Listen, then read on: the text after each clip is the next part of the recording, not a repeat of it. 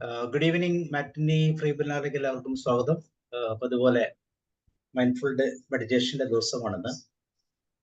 Mindful ആയിട്ട് നമുക്ക് എങ്ങനെ നമ്മളുടെ ലൈഫ് സ്റ്റൈൽ മാറ്റം വരുത്താം എന്നാണ് ആരുടെ സാറിലൂടെ നമ്മൾ നിരന്തരം കേട്ടുകൊണ്ടിരിക്കുന്നത്. അതിന്റെ 89ാമത്തെ സെഷനാണെന്ന്. അപ്പൊ ഇന്ന് നാർസിസ്റ്റിക് എന്ന് പറയുന്ന പേഴ്സണാലിറ്റി ഡിസോർഡർ പക്ഷേ കൂടെ നിൽക്കുന്ന എല്ലാവർക്കും ഒരുപോലെ ബുദ്ധിമുട്ടുണ്ടാകുന്ന, സാമൂഹികമായിട്ടും കുടുംബപരമായിട്ടൊക്കെ ബുദ്ധിമുട്ടുണ്ടാക്കുന്ന ഒരു പേഴ്സണാലിറ്റി ഡിസോർഡർ ആണ് നാർസിസ്റ്റിക്. അങ്ങനെയുള്ള വ്യക്തികളെ എങ്ങനെ മൈൻഡ്ഫുൾനെസിന്റെ ആ ഒരു അവയർനെസ്സിലൂടെ ഡീൽ ചെയ്യണമെന്നാണ് കഴിഞ്ഞ കുറേ ദിവസങ്ങളായിട്ട് സാറ് ക്ലാസ് കണ്ടിന്യൂസ് ആയിട്ട് എടുക്കുന്നത്. തീർച്ചയായിട്ടും ഒത്തിരി പേർക്ക് അത് ഗുണകരമായി. ഒത്തിരി പേര് എന്നെ വിളിച്ചു, സാറിന്റെ പ്രത്യേകം ക്ലാസ്സുകളുടെ ക്വാളിറ്റിയുടെ അല്ലെങ്കിൽ അതിന്റെ ഇഫക്റ്റീവ്നെസിനെ കുറിച്ചൊക്കെ എന്നോട് സംസാരിച്ചു. അപ്പൊ ഇന്ന് അതിന്റെ അടുത്തൊരു സെഷനാണ്, that is dealing with narcissistic people mindfully. So നിങ്ങൾ എല്ലാവരും ഈ പ്രോഗ്രാമിലേക്ക് ക്ഷണിക്കുന്നു. അതോടൊപ്പം ആന്റണി സാറിനെയും. Antony sir, you are welcome. Okay, thank you sir. എല്ലാവർക്കും ഒരു നല്ല സായാഹ്നം ഞാൻ ആശംസിക്കുന്നു. കഴിഞ്ഞ 3-4 ആഴ്ചയായിട്ട് നമ്മൾ നാർസിസിസ്റ്റിക് അല്ലെങ്കിൽ ആത്മാരാധകരായ വ്യക്തികളെ കുറിച്ച്, അവരെ എങ്ങനെ അവരോട് എങ്ങനെ സംസാരിക്കണം, അവരെ എങ്ങനെ ശ്രവിക്കണം, അതുപോലെയുള്ള കാര്യങ്ങളെ കുറിച്ച് സംസാരിച്ചു പോവുകയായിരുന്നു. ഇന്ന് ഞാൻ എടുക്കുന്നത് പ്രത്യേകിച്ച് ഇവരുമായിട്ട് ഒരു ആത്മാരാധകരായിട്ടുള്ള പേരൻസ് അല്ലെ മാതാപിതാക്കളെ എങ്ങനെ നമുക്ക് ഡീല് ചെയ്യാൻ പറ്റും, എങ്ങനെ ഡീല് ചെയ്യാമെന്നുള്ളതിനെ കുറിച്ച് ചിന്തിക്കുമ്പം അതിൻ്റെ ഒരു സൈക്കോളജിക്കൽ പാർട്ടുണ്ട്. പക്ഷെ ഇവിടെ ഞാനിന്ന് ഉദ്ദേശിക്കുന്നത് കൂടുതലും നല്ല മുഴുവനായിട്ടും അവധാനപൂർവ്വം അല്ലെങ്കിൽ മൈൻഡ്ഫുള്ളായിട്ട് എങ്ങനെ ഈ വ്യക്തികളുമായിട്ട് നമുക്ക് സംവദിക്കാം, അതുപോലെ അവരുമായിട്ട് നമുക്ക് എഫക്റ്റീവായിട്ട് ഇടപഴകാം എന്നുള്ളതിനെ കുറിച്ചാണ്. ഏകദേശം ഒരു 50 വർഷത്തിൽ കൂടുതലായിട്ടുള്ള നാർസിസിസം എന്ന് പറയുന്ന ഈ വിഷയത്തെക്കുറിച്ച്, ഇതൊരു സൈക്കോളജിക്കൽ അല്ലെങ്കിൽ NPD എന്ന നിലയിൽ, NPD ആരംഭകാലത്തില്ലായിരുന്നു. അതിനു മുമ്പ് ടു സെൽഫിഷ്, അറോഗന്റ്, ഇങ്ങനെയൊക്കെയുള്ള വാക്കുകളായിരുന്നു ഇതുപോലെയുള്ള പേഴ്സണാലിറ്റികളെ കുറിച്ച് സൈക്കോളജി തന്നെ ഡിഫൈൻ ചെയ്തിരുന്നത്, അല്ലെങ്കിൽ അവർ പറഞ്ഞിരുന്നത് അങ്ങനെയാണ്. ഏകദേശം ഒരു 50 വർഷമേ ആയിട്ടുള്ളൂ ഈ വിഷയത്തെക്കുറിച്ച്, പ്രത്യേകിച്ച് NPD ഇതൊരു പേഴ്സണാലിറ്റി ഡിസോർഡർ ആണ് എന്ന നിലയിൽ ഇതേക്കുറിച്ചുള്ള ശാസ്ത്രീയമായ പഠനങ്ങൾ ആരംഭിച്ചിട്ട്. നമ്മുടെ ചുറ്റുവട്ടങ്ങളിൽ ഒരുപക്ഷെ നമ്മളിൽ ആരെങ്കിലും നമ്മുടെ മാതാപിതാക്കളിൽ നിന്ന് ഇതുപോലെയുള്ള അനുഭവങ്ങൾ ഉണ്ടായിട്ടുണ്ടായിരിക്കും. ഇന്നിപ്പോൾ ഇന്നെന്ന് മാത്രമല്ല, സാധാരണ ഇവിടെ കാണുന്ന നിങ്ങളെല്ലാവരും തന്നെ ഒരുപക്ഷെ നമ്മുടെ മാതാപിതാക്കളൊക്കെ മരിച്ചു പോയവരായിരിക്കും. അപ്പൊ ഇന്നത്തെ ക്ലാസ്സിന്റെ പ്രസക്തി എന്ന് പറയുന്നത് എന്താണെന്ന് ചോദിച്ചു കഴിഞ്ഞാൽ, ഇതിനകത്ത് പലരും കൗൺസിലിങ് അതുപോലെയുള്ള കാര്യങ്ങളൊക്കെ ചെയ്യുന്നവരാണ്. അവർക്ക് ഒരുപക്ഷെ ഉപകാരപ്പെടും, അല്ലെങ്കിൽ മറ്റുള്ളവരോട് പറഞ്ഞു കൊടുക്കാൻ സാധിക്കും. ഇന്ന് അതുപോലെ തന്നെ നമ്മളുടെ വീടുകളിൽ, അല്ലെങ്കിൽ നമ്മൾ തന്നെ ഒരു നാർസിസിസ്റ്റിക് ഡിസോർഡർ ഉള്ള ആളാണോ എന്നൊരു ആത്മപരിശോധന തന്നെ നടത്തുന്നതിനും ഈ ക്ലാസ് ഉപകരിക്കുമെന്നാണ് ഞാൻ കരുതുന്നത്. ആമുഖമായിട്ട് പറയാനുള്ളത്, ഒരുപക്ഷെ നമ്മുടെയൊക്കെ വീടുകൾ, നമുക്കൊക്കെ ചുറ്റുപാടുകളിൽ ഇതുപോലെയുള്ള വ്യക്തികളെ കുറിച്ച് നമുക്കറിയാൻ പറ്റും. ഞാൻ ഈ ക്ലാസ് ആരംഭിക്കുമ്പോൾ തന്നെ ഒരു റിയൽ ലൈഫ് എക്സ്പീരിയൻസ് ഷെയർ ചെയ്യുകയാണ്. എൻ്റെ കൂട്ടത്തിൽ 10ാം ക്ലാസ് വരെ ഞങ്ങൾ SSLC പഠിച്ച എൻ്റെ ഒരു സുഹൃത്തിനെ സ്വന്തം പിതാവ്, പിന്നീടാണ് ഞാൻ അറിയുന്നത്, ഇല്ലെങ്കിൽ ഇപ്പോഴൊക്കെയാണ് ഞാൻ അറിയുന്നത്, അയാളൊരു നാർസിസിസ്റ്റ് ആയിരുന്നു, ആത്മാരാധകനായ വ്യക്തിയായിരുന്നു എന്ന് ഇപ്പോഴൊക്കെയാണ് മനസ്സിലാകുന്നത്. അന്നൊന്നും നമുക്കൊന്നും അറിഞ്ഞുകൂടായിരുന്നു. ഞാൻ കോളേജിൽ നിന്ന് ഒരു പ്രാവശ്യം അവധിക്ക് വന്നപ്പോഴാണ് അറിയുന്നത്, എൻ്റെ കൂട്ടത്തിൽ പഠിച്ച ആ വ്യക്തിയെ, എൻ്റെ സുഹൃത്തിനെ അയാൾ കൊന്നുകളഞ്ഞു. അത് കുടുംബപരമായിട്ടുള്ള സ്വത്തും ഇതുപോലെയുള്ള കാര്യങ്ങളാണ്. അയാൾ മദ്യപാനിയായിരുന്നു. ഇതുപോലെയുള്ള ഈ ആത്മാരാധകരായിട്ടുള്ള അതിൻ്റെ അക്യൂട്ട് പേഴ്സണാലിറ്റി ഡിസോർഡർ, ഒരു മലിഗ്നന്റ് ആയിട്ടുള്ള ഒരു നാർസിസിസ്റ്റ് ആയിരുന്നു എന്ന് ഇപ്പോഴാണ് അതിനെക്കുറിച്ചൊക്കെ ഞാൻ മനസ്സിലാക്കുന്നത്. അപ്പോൾ ഇളയ മകനാണ് ഈ കൊലപാതകത്തിന് സാക്ഷിയായിട്ടുണ്ടായിരുന്നത്. നമ്മുടെ നാട്ടിലൊക്കെ കൊലപാതകങ്ങൾ, ഇതുപോലെയുള്ള കാര്യങ്ങളൊക്കെ രക്ഷപ്പെടാവുന്ന നിങ്ങൾക്കറിയാം. അങ്ങനെ അയാൾ ആ കേസിൽ നിന്ന് അയാൾ രക്ഷപ്പെട്ടു. 5 വർഷത്തോളം കഴിഞ്ഞപ്പം ഈ സാക്ഷിയായിരുന്ന ഇളയ മകനെയും അയാൾ വധിച്ചു. ഇത് തന്നെ സ്വത്തും കാര്യങ്ങളും മറ്റതുപോലെയുള്ള കാര്യങ്ങളാണ്. എനിക്ക് കൃത്യമായിട്ട് അറിഞ്ഞുകൂടാ, കാരണം ഇത് വർഷങ്ങൾക്ക് മുമ്പ് നടന്നിട്ടുള്ളതാണ്. അപ്പൊ ഇതുപോലെയുള്ള സംഭവങ്ങളൊക്കെ നമ്മുടെ നാട്ടിൽ അല്ലെങ്കിൽ നമ്മുടെ ചുറ്റുപാടുകളിലും നടക്കാറുണ്ട്. ഇനി ഇന്നത്തെ ക്ലാസ്സിന്റെ കൂടുതലായിട്ടുള്ള വിശദാംശങ്ങളിലേക്ക് നമുക്ക് പോകാം. എങ്ങനെയാണ് നമ്മൾ മാതാപിതാക്കൾ അങ്ങനെയുള്ളവരുണ്ടെങ്കിൽ, ഇങ്ങനെ നാർസിസിസ്റ്റിക് ആയിട്ടുള്ള മാതാപിതാക്കൾ ഉണ്ടെങ്കിൽ അവരെ നമുക്ക് എങ്ങനെ ഇടപെടാം, അല്ലെങ്കിൽ അവരുമായിട്ട് എങ്ങനെ ഒത്തുചേർന്ന് പോകാം എന്നുള്ളതിനെ കുറിച്ചുള്ള വിശദാംശങ്ങളിലേക്ക് പോകാം.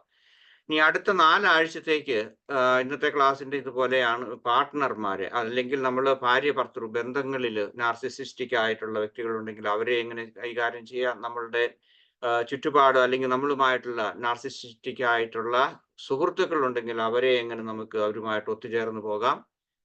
മറ്റൊന്ന് നമ്മളുടെ ജോലി സ്ഥലത്തുള്ള ഇങ്ങനെ 3-4 വിഷയങ്ങൾ കൂടി ഞാൻ പറയുന്നുണ്ട്. ഓക്കെ, ഇന്ന് നമുക്ക് നമ്മളുടെ വിഷയത്തിന്റെ ഡീറ്റെയിൽസിലേക്ക് പോകാം.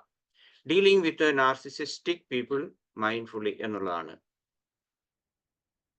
ഓക്കെ, ഇന്നത്തെ പ്രധാനപ്പെട്ട കാര്യങ്ങൾ, അല്ലെങ്കിൽ ഞാൻ ചർച്ച ചെയ്യാൻ ആഗ്രഹിക്കുന്ന സബ്ജക്റ്റ് അല്ലെങ്കിൽ ഒബ്ജക്റ്റീവ്സ് എന്ന് പറയുന്നത്, വിഷയത്തിന്റെ ഒബ്ജക്റ്റീവ്സ് എന്താണെന്ന്, what is the meaning of dealing with difficult people, എന്താണത് എന്നുള്ളതിനെ കുറിച്ച് പറയാം. അതിനുശേഷം എഫക്റ്റീവ് മൈൻഡ്ഫുൾ സ്റ്റെപ്സ്, എങ്ങനെയാണ് നമുക്ക് മൈൻഡ്ഫുൾ ആയിട്ട് കോൺഫ്ലിക്റ്റ് സൊല്യൂഷൻ, ഇന്നത്തേത് പ്രധാനമായിട്ട് മാതാപിതാക്കളുമായിട്ടുള്ളതാണ്. അങ്ങനെയാണെങ്കിൽ നമുക്ക് മൈൻഡ്ഫുൾ ആയിട്ട് എങ്ങനെ നമുക്കൊരു conflict resolution, effective conflict resolution നമുക്ക് എങ്ങനെ ചെയ്യാൻ പറ്റും. ദെൻ കൺഫ്രണ്ടിങ് നാർസിസിസ്റ്റിക് പേരൻസ്, എങ്ങനെയാണ് അവരെ അഭിമുഖീകരിക്കേണ്ടത്, അല്ലെങ്കിൽ അവരുമായിട്ട് കൂടുതൽ ഒത്തുചേർന്ന് പോകാൻ സാധിക്കുന്നത്, പ്രോബ്ലം എങ്ങനെ നമുക്ക് സോൾവ് ചെയ്യാം. Then what not to do, അതായത് ഒരു നാർസിസിസ്റ്റിക് പേഴ്സണാലിറ്റി അല്ലെങ്കിൽ പേരൻസുമായിട്ട് ഇടപഴകുന്ന സമയത്ത് നമ്മൾ എടുക്കേണ്ട ചില മുൻകരുതലുകൾ, നമ്മൾ ചെയ്യാൻ പാടില്ലാത്ത പല കാര്യങ്ങളുണ്ട്, അതേക്കുറിച്ചും അതുകൂടെ പറഞ്ഞിട്ട് ഞാൻ ഇന്നത്തെ ക്ലാസ് അവസാനിപ്പിക്കാം. Okay, the meaning of dealing with narcissistic parents എന്നുള്ളതാണ്. അപ്പോൾ ആ വിഷയത്തിൽ എന്താണ് ഡീലിംഗ് വിത്ത് ഡിഫിക്കൽട്ട് പീപ്പിൾ എന്ന് പറഞ്ഞാൽ എന്താണ്, എങ്ങനെയാണ് നമുക്ക് കൂടുതലായിട്ട് ഇങ്ങനെയുള്ള ആളുകളെ നമുക്ക് ഡീൽ ചെയ്യാൻ പറ്റുന്നത്, അല്ലെങ്കിൽ അവരുമായിട്ട് ഇടപഴകാൻ ഒത്തുചേർന്ന് നമുക്ക് നമ്മുടെ ഇന്ററാക്ഷൻസിനെ എങ്ങനെയാണ് ചെയ്യാൻ പറ്റുന്നത് എന്നുള്ളതാണ്. അതായത് ഇവരുടെ ഇങ്ങനെയുള്ള വ്യക്തികൾ ചലഞ്ചിങ് ബിഹേവിയേഴ്സ് ആയിരിക്കും, ഒരുതരം അബ്നോർമൽ ബിഹേവിയർ എന്ന് നമുക്ക് പറയാം. അവരുടെ മനോഭാവങ്ങളില്, അതുപോലെ തന്നെ നമ്മളുമായിട്ടുള്ള ആ പെരുമാറ്റ രീതികൾ, പ്രത്യേകിച്ച് കുടുംബ അന്തരീക്ഷത്തെ കുറിച്ചാണ് ഞാൻ പറയുന്നത്. അങ്ങനെയുള്ള സമയത്ത് കുടുംബത്തിൽ അനാവശ്യമായ കോൺഫ്ലിക്റ്റുകൾ ഉണ്ടാകുന്നു, ഡിസ്കംഫർട്ട് ഉണ്ടാകുന്നു, അതുപോലെ തന്നെ വിക്ടിമൈസേഷൻ ഉണ്ടാകുന്നു, മക്കളെ വേണ്ടത്ര അംഗീകരിക്കല്ല, അല്ലെങ്കിൽ അവരുടെ അവകാശങ്ങൾ അവരുടെ പ്രായപൂർത്തിയാകുന്ന ആളുകളെ സംബന്ധിച്ചിടത്തോളം അവർക്ക് ചെയ്യേണ്ട പല കാര്യങ്ങളുണ്ട്, അതിന് നമ്മൾ വേണ്ടത്ര സ്വാതന്ത്ര്യം കൊടുക്കാതിരിക്കുന്നു. ഇതുപോലെ തന്നെ എൻ്റെ ഒരു സുഹൃത്ത്, എൻ്റെ ഒരു സ്കൂളിൽ പഠിച്ചിരുന്ന ഒരു സുഹൃത്ത് ഈ ഇടയ്ക്ക് മരിച്ചുപോയി. അപ്പം അയാളുടെ മൂത്ത മകന് +50 ആണ്. അയാൾ ഇതുവരെ കല്യാണം കഴിച്ചിട്ടില്ല. ഈ മകനെ കല്യാണം കഴിക്കാൻ അനുവദിച്ചില്ല. കാരണം ഇയാളൊരു നാർസിസിസ്റ്റിക് അപ്പൻ, അല്ലെങ്കിൽ എൻ്റെ സുഹൃത്ത്, എൻ്റെ ക്ലാസ്മേറ്റ് ആയിട്ടുള്ള ആള് ഒരു നാർസിസിസ്റ്റിക് പേഴ്സൺ ആയിരുന്നുകൊണ്ട് വിവാഹ ആലോചനകളൊക്കെ വരുമ്പോഴേക്കും ഇയാൾ തന്നെ ആ വിവാഹം മുടക്കും.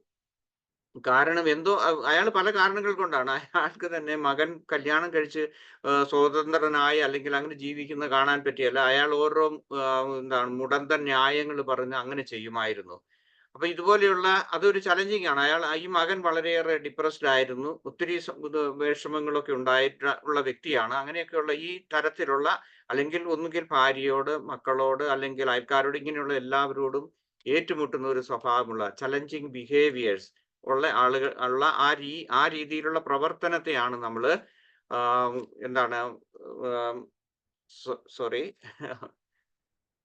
ഡീലിംഗ് വിത്ത് ഡിഫിക്കൽട്ട് പീപ്പിൾ എന്ന് നമ്മൾ ഉദ്ദേശിക്കുന്നത്.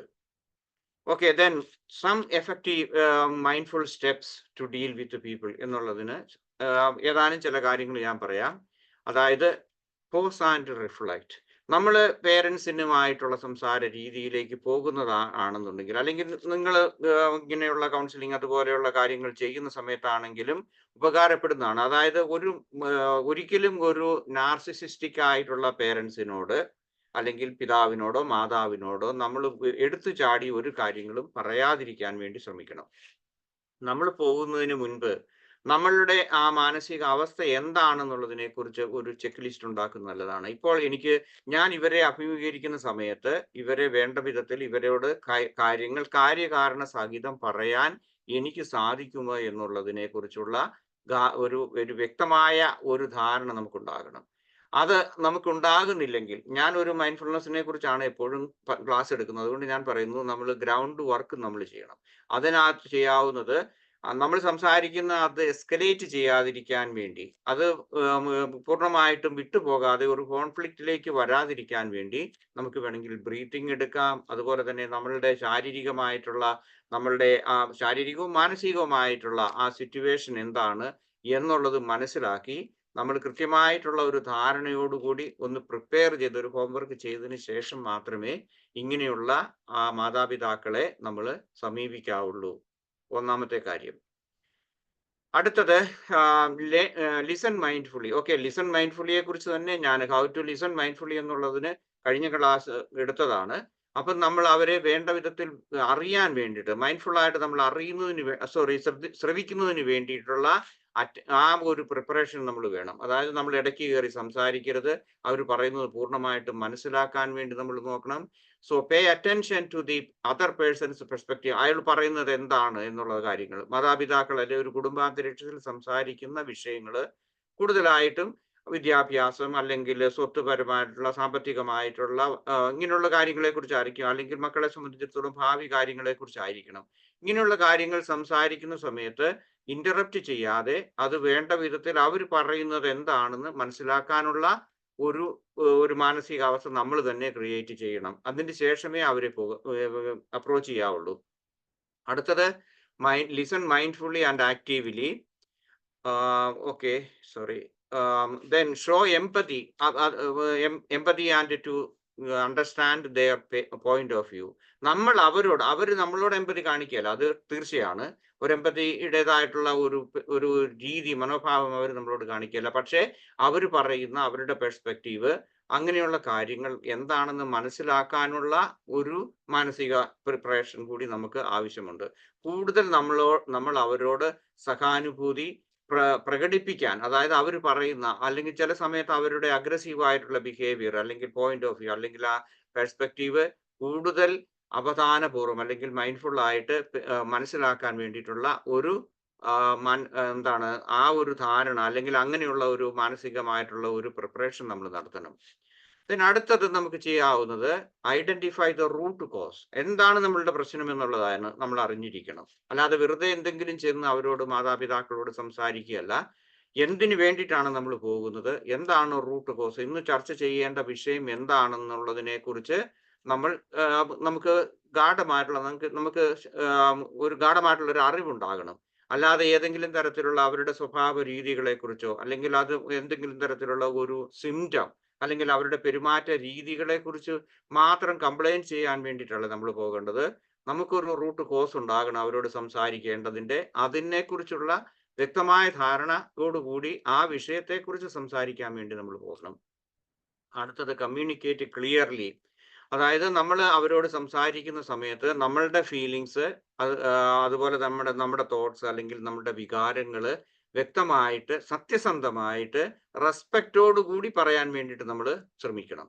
അല്ലാതെ നമ്മളും പൊളിച്ചുകളി നടത്താൻ വേണ്ടിയിട്ട് നോക്കിക്കഴിഞ്ഞാൽ അത് പരാജയപ്പെടുകയുള്ളൂ. ആ വ്യക്തിബന്ധം അല്ലെങ്കിൽ ആ കുടുംബ ബന്ധം വീണ്ടും വീണ്ടും ഓരോ പ്രാവശ്യം നമ്മൾ എന്താണ് ചർച്ച ചെയ്യും തോറും, അല്ലെങ്കിൽ ഇപ്പൊ സമാധാന ചർച്ചയ്ക്ക് പോകുമ്പോൾ, അയൽ രാജ്യങ്ങൾ തമ്മിലുള്ള ചർച്ചയ്ക്ക് പോകുമ്പോൾ ഓരോ ചർച്ചയിലും വേണ്ടത്ര വിജയിക്കാതെ പോകുന്നതിന്റെ കാരണം വേണ്ടത്ര ആ കമ്മ്യൂണിക്കേഷൻ ക്ലിയർലി അല്ല. പിന്നെ മാത്രമല്ല, നമ്മൾ സത്യസന്ധരല്ലെങ്കിൽ, നമ്മൾ വേണ്ടത്ര നമ്മുടെ കാര്യങ്ങൾ പറയാൻ വേണ്ടിയിട്ടുള്ള ആ ഒരു പ്രിപ്പറേഷൻ നമുക്കില്ലെങ്കിൽ, എഫക്റ്റീവായിട്ട് നമുക്ക് കമ്മ്യൂണിക്കേറ്റ് ചെയ്യാൻ നമുക്ക് സാധിക്കുന്നില്ലെങ്കിൽ നമ്മളുടെ ചർച്ചകൾ അല്ലെങ്കിൽ നമ്മൾ അവരോട് സംസാരിക്കുന്നത് പരാജയപ്പെടുന്നു.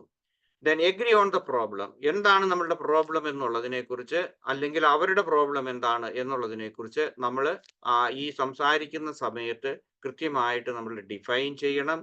അതുപോലെ തന്നെ ഈ പ്രോബ്ലം സോൾവ് ചെയ്യുന്നതിനുള്ള നമ്മളുടെ ഒപ്പീനിയൻസ് എന്താണ്, അല്ലെങ്കിൽ ഇങ്ങനെയുള്ള കാര്യങ്ങളെ കുറിച്ച് നമ്മൾ ഡിസ്കസ് ചെയ്യണം. അല്ലാതെ ഒരിക്കലും അവരെ കുറിച്ച് അല്ലെങ്കിൽ അവരുടെ പെരുമാറ്റ രീതികളെ കുറിച്ചുള്ള ഒരു ചർച്ചയായിട്ട് പോകരുത്. ദെൻ സീക്ക് കോമൺ ഗ്രൗണ്ട് എന്ന് പറയും.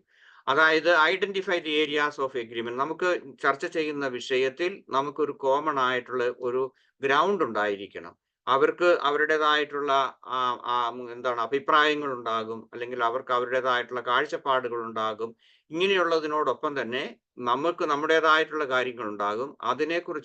അതേക്കുറിച്ചായിരിക്കണം. അല്ലാതെ ഞാൻ പറഞ്ഞു വെറുതെ നല്ല ഒരു കുടുംബാന്തരീക്ഷത്തിലല്ല, അല്ലെങ്കിൽ അങ്ങനെയുള്ളവരോടല്ല നമ്മൾ സംസാരിക്കുന്നത്. അതുകൊണ്ട് നമുക്ക് ഒരു കോമൺ ഗ്രൗണ്ട് എന്താണ് എന്നുള്ളത് നമുക്കും അവരുടെയും കോമൺ ഗ്രൗണ്ടിനെ കുറിച്ച് നമ്മൾ മനസ്സിലാക്കാൻ വേണ്ടി നമ്മൾ ശ്രമിച്ചുകൊണ്ട് സംസാരിക്കുക. Then collaborate on solutions. ഏതെങ്കിലും തരത്തിലുള്ള സംസാര രീതികൾ പുരോഗമിക്കുന്നതിനനുസരിച്ച് അവർക്ക് അവരുടേതായിട്ടുള്ള നമ്മൾ പ്രോബ്ലം സോൾവ് ചെയ്യാൻ എന്താണ് ഉദ്ദേശിക്കുന്നതെന്ന് കഴിഞ്ഞാൽ ആ സൊല്യൂഷനെ കുറിച്ച് നമ്മൾ സംസാരിക്കും. ഇപ്പോൾ ഒരു കുടുംബ അന്തരീക്ഷത്തിലാണെങ്കിൽ ഒരു പക്ഷേ വിദ്യാഭ്യാസത്തെ കുറിച്ചായിരിക്കാം, അല്ലെങ്കിൽ സ്വത്ത് പങ്കുവെക്കുന്നതിനെ കുറിച്ചായിരിക്കാം, സാമ്പത്തികമായിട്ടുള്ള കാര്യങ്ങളായിരിക്കാം. ഇങ്ങനെയുള്ള കാര്യങ്ങളെ കുറിച്ച് അവർ പറയുകയൊക്കെ ചെയ്യുന്നതിനോടുകൂടി അതോടൊപ്പം തന്നെ നമ്മൾ നമ്മളുടെ ആശയങ്ങളും അഭിപ്രായങ്ങളും നമുക്ക് പറയാം. പക്ഷെ we have to collaborate with the solutions. അതിന് വേണ്ടിയിട്ടുള്ള ആശയങ്ങൾ നമ്മൾ കൂടുതലായിട്ട് നമ്മൾ പ്രൊവൈഡ് ചെയ്യുക. എപ്പോഴും അവരോട് പ്രതിരോധിക്കാൻ വേണ്ടി നോക്കരുത്. കാരണം അവർ ഒരുപക്ഷെ നമ്മളെ പ്രതിരോധനത്തിലാക്കും, അല്ലെങ്കിൽ തന്നെ അതായിരിക്കും നമ്മൾക്ക് കുട്ടിക്കാലം മുതലുള്ള നമ്മുടെ അനുഭവങ്ങൾ. കാരണം കുറ്റപ്പെടുത്തലുകള്, ശാസനകള്, അല്ലെങ്കിൽ ശാരീരികമായ ഉപദ്രവങ്ങളൊക്കെ കേട്ട് പരിചയിച്ചു വന്നിട്ടുള്ളതായിരിക്കും. അപ്പൊ ആ രീതിയിലുള്ള പെരുമാറ്റങ്ങൾ ഉണ്ടാകുമെങ്കിലും നമുക്ക് ഒരു സൊല്യൂഷൻ വേണം. അതായത് പ്രോബ്ലം മാത്രമല്ല നമ്മൾ നോക്കുന്നത്, ഓരോ പ്രോബ്ലത്തിനും നമുക്ക് നമ്മുടേതായിട്ടുള്ള സൊല്യൂഷൻസ് ഉണ്ടാകും. അപ്പോൾ സൊല്യൂഷൻസ് ഓറിയന്റഡ് ആയിട്ടുള്ള ആശയങ്ങൾ സംസാരിക്കാൻ വേണ്ടി നോക്കണം. Be open to compromise. നമ്മൾ കോംപ്രമൈസ് ചെയ്യാൻ തയ്യാറാകണം. അല്ലാതെ നമ്മളുടെ ഭാഗം ഇന്നതാണ് എൻ്റെ ഡിമാൻഡ്, അത് നിങ്ങൾ അംഗീകരിച്ചേ പറ്റൂ എന്ന് മാതാപിതാക്കളോട് പറയുന്നത്, നാർസിസിസ്റ്റിക് ആയിട്ടുള്ള പേരൻസിനോട് പറയുന്നത് കൊണ്ട് ഒരു ഉപകാരവും ഉണ്ടാകരുത്. ഒരുപക്ഷെ ആ സംസാരത്തിൽ അല്ലെങ്കിൽ ഒരു ഡയലോഗില് തീർച്ചയായിട്ടും നമ്മൾ കോംപ്രമൈസിന് നമ്മൾ തയ്യാറാകണം. പക്ഷെ നമ്മുടെ നീഡ്സ് ആൻഡ് പ്രിഫറൻസസ് നമ്മളെ അതേസമയം അവരെ അറിയിക്കാനും നമ്മൾ ശ്രമിക്കേണ്ടതുണ്ട്. Then agree on a plan of action. ഇങ്ങനെയുള്ള കാര്യങ്ങളിൽ നമുക്ക് മൈൻഡ്ഫുൾ ആയിട്ടുള്ളതിൽ വരുമ്പോഴേക്ക് എന്ത് ചെയ്യാൻ പറ്റും? ഇന്ന ഒരു പ്രോബ്ലം ഉണ്ട്, ആ പ്രോബ്ലത്തിന് ഒരു ആക്ഷൻ പ്ലാൻ തയ്യാറാക്കണം. ആ ആക്ഷൻ പ്ലാൻ തയ്യാറാക്കുന്ന സമയത്ത് നമുക്ക് കൃത്യമായിട്ട് അവരുമായിട്ട് സംവദിക്കുന്ന സമയത്ത് നമുക്കുണ്ടാകുന്ന ആശയങ്ങൾ നമ്മൾ ഈ സൊല്യൂഷൻ നമ്മൾ കണ്ടുപിടിക്കുന്നതോടൊപ്പം അതെങ്ങനെ നമുക്ക് ഇംപ്ലിമെന്റ് ചെയ്യാം, ഇങ്ങനെയുള്ള കാര്യങ്ങളെ കുറിച്ചും നമ്മൾ ശാന്തമായിട്ട് വളരെ മൈൻഡ്ഫുൾ ആയിട്ട് നമ്മൾക്ക് അവരോട് സംസാരിക്കാൻ നമ്മൾ ശ്രമിക്കണം. അടുത്തത് റെസ്പെക്ട് ഈച്ച് അതേഴ്സ് സൊല്യൂഷൻ. ഒരുപക്ഷെ മാതാപിതാക്കൾ, ഇങ്ങനെ നാർസിസിസ്റ്റിക് ആയിട്ടുള്ള മാതാപിതാക്കൾ നൽകുന്ന സൊല്യൂഷൻ ഉണ്ടാകും. അങ്ങനെയാണെന്നുണ്ടെങ്കിൽ അതിനെക്കുറിച്ച് നമ്മൾ ലോജിക്കലായിട്ട് റീസണബിൾ ആയിട്ട് ചിന്തിക്കാനും അതിനെ റെസ്പെക്ട് ചെയ്യാനും അതിനെ വിലമതിക്കാനും നമ്മൾ നോക്കണം. അല്ലെങ്കിൽ നോ നോ നോ എന്ന് എപ്പോഴും പറഞ്ഞ് നമ്മൾ അവരെ പ്രൊവോക്ക് ചെയ്യാൻ വേണ്ടി നോക്കരുത്. Respecting basic human right. നമ്മൾ എപ്പോഴും സംസാരിക്കുമ്പോഴും ആ ബേസിക് ഹ്യൂമൻ റൈറ്റ് നമ്മൾ കീപ്പ് ചെയ്യണം. ഇതൊക്കെ നമുക്ക് സാധിക്കുന്നില്ലെങ്കിൽ തീർച്ചയായിട്ടും ഇങ്ങനെയുള്ള സംഭാഷണങ്ങൾ വിജയിക്കുകയില്ല. അതുപോലെ തന്നെ പ്രത്യേകിച്ച് അവർ കൂടുതലായിട്ട് നമ്മളിൽ നിന്ന് പ്രതീക്ഷിക്കും. ഞാൻ മാതാവാണ്, അല്ലെ പിതാവാണ്, അതുകൊണ്ട് ഇന്ന കാര്യങ്ങൾ ഞാൻ പറയുന്നത് മാത്രമേ ഇവിടെ നടക്കാവുള്ളൂ. അതാണ് നാർസിസിസ്റ്റിക് പേഴ്സണാലിറ്റിയുടെ സ്വഭാവ രീതികൾ. അപ്പൊ അതുകൊണ്ട് നമ്മൾ കൂടുതൽ റെസ്പെക്റ്റോടുകൂടി സൊല്യൂഷൻ ഓറിയന്റഡ് ആയിട്ട് സംസാരിക്കാൻ വേണ്ടി നമ്മൾ നോക്കണം. Agree on the final solution. ഏതെങ്കിലും തരത്തിൽ എന്തെങ്കിലും ഒരു പ്രശ്നത്തെക്കുറിച്ച് നമ്മൾ സംസാരിക്കുന്ന സമയത്താണെന്നുണ്ടെങ്കിൽ ആ ഫൈനൽ സൊല്യൂഷൻ രണ്ടു കൂട്ടരും കൂടി സംസാരിച്ചെടുക്കുന്ന ആ തീരുമാനങ്ങളെ നമ്മൾ റെസ്പെക്ട് ചെയ്യാൻ വേണ്ടി, അല്ലെങ്കിൽ അത് എഗ്രി ചെയ്യാൻ വേണ്ടി നോക്കണം. So once everything is settled, അങ്ങനെയാണെന്നുണ്ടെങ്കിൽ നമ്മൾ കുറേയൊക്കെ നമ്മൾ തീർച്ചയായിട്ടും ഫ്ലെക്സിബിൾ ആകണം നമ്മളുടെ തീരുമാനങ്ങളിൽ, അല്ലെങ്കിൽ നമ്മൾ ഫൈനലായിട്ട് എടുക്കുന്ന ആ സൊല്യൂഷനിലെല്ലാം നമ്മളും ഫ്ലെക്സിബിലിറ്റി കാണിക്കാൻ വേണ്ടി നോക്കണം. അതുപോലെ തന്നെ പരസ്പരം ഒരു ഹാപ്പി ആയിട്ടുള്ള ഒരു എൻഡിന് വേണ്ടിയിട്ട് നമ്മൾ ആ സംസാരങ്ങൾ അല്ലെങ്കിൽ നമ്മളുടെ ഡയലോഗുകൾ നമ്മൾ മുന്നോട്ട് കൊണ്ടുപോകുന്നതിന് ശ്രമിക്കണം. നമ്മുടെ ഭാഗത്തു നിന്നുള്ള സഹകരണം നമ്മൾ അവിടെ ഉണ്ടാകണം. അടുത്തത് ഫോളോ അപ്പ് ആക്ഷൻസ് ആണ്. അല്ലെങ്കിൽ നമ്മൾ ഒരു തീരുമാനമെടുത്തു, ഇപ്പൊ വസ്തു പങ്കുവെക്കുന്നതിനെ കുറിച്ചാണെന്ന് കരുതുക. അങ്ങനെയാണെങ്കിൽ ആ ഒരു സാഹചര്യത്തില് ഫൈനൽ ആയിട്ടുള്ള ഒരു ഫോളോ അപ്പ് ആക്ഷൻ, നമ്മൾ എടുക്കുന്ന സൊല്യൂഷനിൽ നമ്മൾ ഉറച്ചു നിൽക്കുന്നുണ്ടോ, അല്ലെങ്കിൽ അവർ രണ്ടു കൂട്ടരും മാതാപിതാക്കന്മാരും ഇതുണ്ടോ, അതുപോലെ തന്നെ ആ തീരുമാനത്തെ എങ്ങനെ ഫോളോ അപ്പ് ചെയ്യുന്നു എന്നതിനെ കുറിച്ചും നമ്മൾ തീർച്ചയായിട്ടും നമ്മൾ അതേക്കുറിച്ച് അറിയണം. അതുപോലെ തന്നെ നമ്മൾ ഒരുപക്ഷെ സംഭാഷണം നിർത്തി ഇത് ഈ ഇന്ന സമയത്തിനുള്ളിൽ ഓരോന്നിനും ഓരോ കാലാവധി ഉണ്ടാകുമല്ലോ. അപ്പൊ ആ സമയത്ത് അതേക്കുറിച്ചുള്ള എന്തുമാത്രമായിട്ട് നമ്മൾ എടുത്ത തീരുമാനം എന്തുമാത്രം എക്സിക്യൂട്ട് ചെയ്യുന്നുണ്ടെന്നുള്ളതിനെ കുറിച്ച് നമ്മൾ നോക്കുക. അടുത്തത് കൺഫ്രണ്ടിങ് നാർസിസിസ്റ്റിക് പേരൻസ്. എങ്ങനെയാണ് നമ്മൾ അവരെ അഭിമുഖീകരിക്കേണ്ടത്, അല്ലെങ്കിൽ അവരുമായിട്ട് കൂടുതലായിട്ട് ഡീല് ചെയ്യാൻ മൈൻഡ്ഫുൾ ആയിട്ട് നമുക്ക് എന്ത് ചെയ്യാൻ പറ്റുമെന്നുള്ളതാണ് അടുത്ത സബ്ജക്റ്റ് അല്ലെങ്കിൽ അടുത്ത topic. Prepare plan, place it with the conversation. അതായത് പ്രിപ്പയർ ദ പ്ലാൻ, അതായത് നമുക്കൊരു റോഡ് മാപ്പ് ഉണ്ടായിരിക്കണം. ദെൻ പ്ലേസ് നമ്മൾ ചൂസ് ചെയ്യണം, ടൈം ഫോർ ദി കോൺവെർസേഷൻ. പലപ്പോഴും ഞാൻ എൻ്റെ തന്നെ ഉള്ള ഒരു റിയൽ ലൈഫ് എക്സ്പീരിയൻസിൽ നിന്ന് പറഞ്ഞു കഴിഞ്ഞാൽ, ഞാൻ താമസിക്കുന്ന ഈ സ്ഥലത്ത് തന്നെ പലപ്പോഴും മാതാപിതാക്കന്മാരുമായിട്ടുള്ള സംഭാഷണങ്ങളിൽ പിതാവ് എന്ന് ഞാൻ പറഞ്ഞില്ല, പിതാക്കന്മാരെ കുറിച്ച് തന്നെ പറയാം. അവർ പലപ്പോഴും വൈകുന്നേരങ്ങളിലാണ് മക്കളുമായിട്ട് ഇങ്ങനെയുള്ള ഏതെങ്കിലും ഇഷ്യൂസിനെ കുറിച്ച് സംസാരിക്കുന്നത്. ഈ സംസാരത്തിലേക്ക് പോകുന്നതിന് മുൻപ് മിക്കവാറും അങ്ങനെ പല ആളുകളെ കുറിച്ചും എനിക്കറിയാം വ്യക്തിപരമായിട്ട്, അവര് മദ്യപിക്കാറുണ്ട്. മദ്യപിച്ച് കഴിയുമ്പോഴേക്കും അവർ പിന്നീട് അവരുടെ സംസാരങ്ങൾ എല്ലാം ഈ എരുതിയിൽ എണ്ണ ഒഴിക്കുന്ന പോലെയാണ് വാസ്തവത്തില്. കാരണം അവര് ഓൾറെഡി നാർസിസിസ്റ്റിക് ആയിട്ടുള്ള ആ പേഴ്സണാലിറ്റി ടൈപ്പാണ്. അവർ മദ്യപിക്കുക കൂടെ ചെയ്തു കഴിഞ്ഞു കഴിഞ്ഞാൽ കൂടുതൽ വഷളാകുകയുള്ളൂ. അപ്പൊ നമ്മൾ അവരോട് എപ്പോഴെങ്കിലും കൂടുതൽ ടൈം എന്ന് പറയുന്നത് നമുക്ക് വളരെ പ്രധാനപ്പെട്ട ഒരു കാര്യമാണ്. മദ്യപിക്കാതെ, പ്രത്യേകിച്ച് വൈകുന്നേരങ്ങളിലൊക്കെയാണ്. ഇപ്പൊ രാവിലെ എഴുന്നേറ്റ് ആരും ഉണ്ടെന്ന് കരുതുന്നു. എനിക്കറിയാവുന്ന പല സ്ഥലങ്ങളിലും പല വീടുകളിലും ഇവിടുത്തെ എക്സ്പീരിയൻസ് ആണ് എനിക്ക് പറയാനുള്ളത്. അപ്പൊ അവര് പലപ്പോഴും ഇങ്ങനെ ചെയ്തിട്ട് ഈ മക്കളൊക്കെ വാസ്തവത്തിൽ ഒരിടത്തും ചെല്ലാതെ പോയിട്ടുണ്ട്. നിങ്ങൾക്കറിയാമോ, വിദേശ രാജ്യങ്ങളിൽ എത്തുന്ന എവിടെയാണെങ്കിലും, യൂറോപ്പിലോ അമേരിക്കയിലോ എവിടെയാണെങ്കിലും സാധാരണഗതിയിൽ സെക്കൻഡ് ജനറേഷൻ നല്ല പെർഫോമൻസ് ചെയ്യാറുണ്ട്. വിദ്യാഭ്യാസപരമായിട്ട് അക്കാഡമിക് ആയിട്ടുള്ള നല്ല സക്സസ് ഉള്ളവരാണ്. പക്ഷെ പലപ്പോഴും ഇങ്ങനെയുള്ള ഈ വ്യക്തികളുടെ മക്കള് ഒരിടത്തും തന്നെ എത്താതെ പോയിട്ടുള്ള ചരിത്രങ്ങളും എനിക്കറിയാം. കാരണം അവർ വേണ്ടത്ര വിദ്യാഭ്യാസം നേടാൻ സാധിച്ചിട്ടില്ല. കാരണം അപ്പൻ ഇതുപോലെയുള്ള നാർസിസിസ്റ്റിക് ടെൻഡൻസി ഉള്ളത് കൊണ്ടാണ്. ദെൻ പ്ലേസ് നമ്മൾ തീരുമാനിക്കണം. അതുപോലെ തന്നെ നമ്മൾക്ക് ക്ലാരിഫൈ യുവർ ഗോൾസ് എന്താണെന്നുള്ളത് നോക്കണം. പ്ലാൻ യുവർ അപ്രോച്ച് ഞാൻ പറഞ്ഞു. അതുപോലെ തന്നെ ഫൈൻഡ് എ ന്യൂട്രൽ ലൊക്കേഷൻ.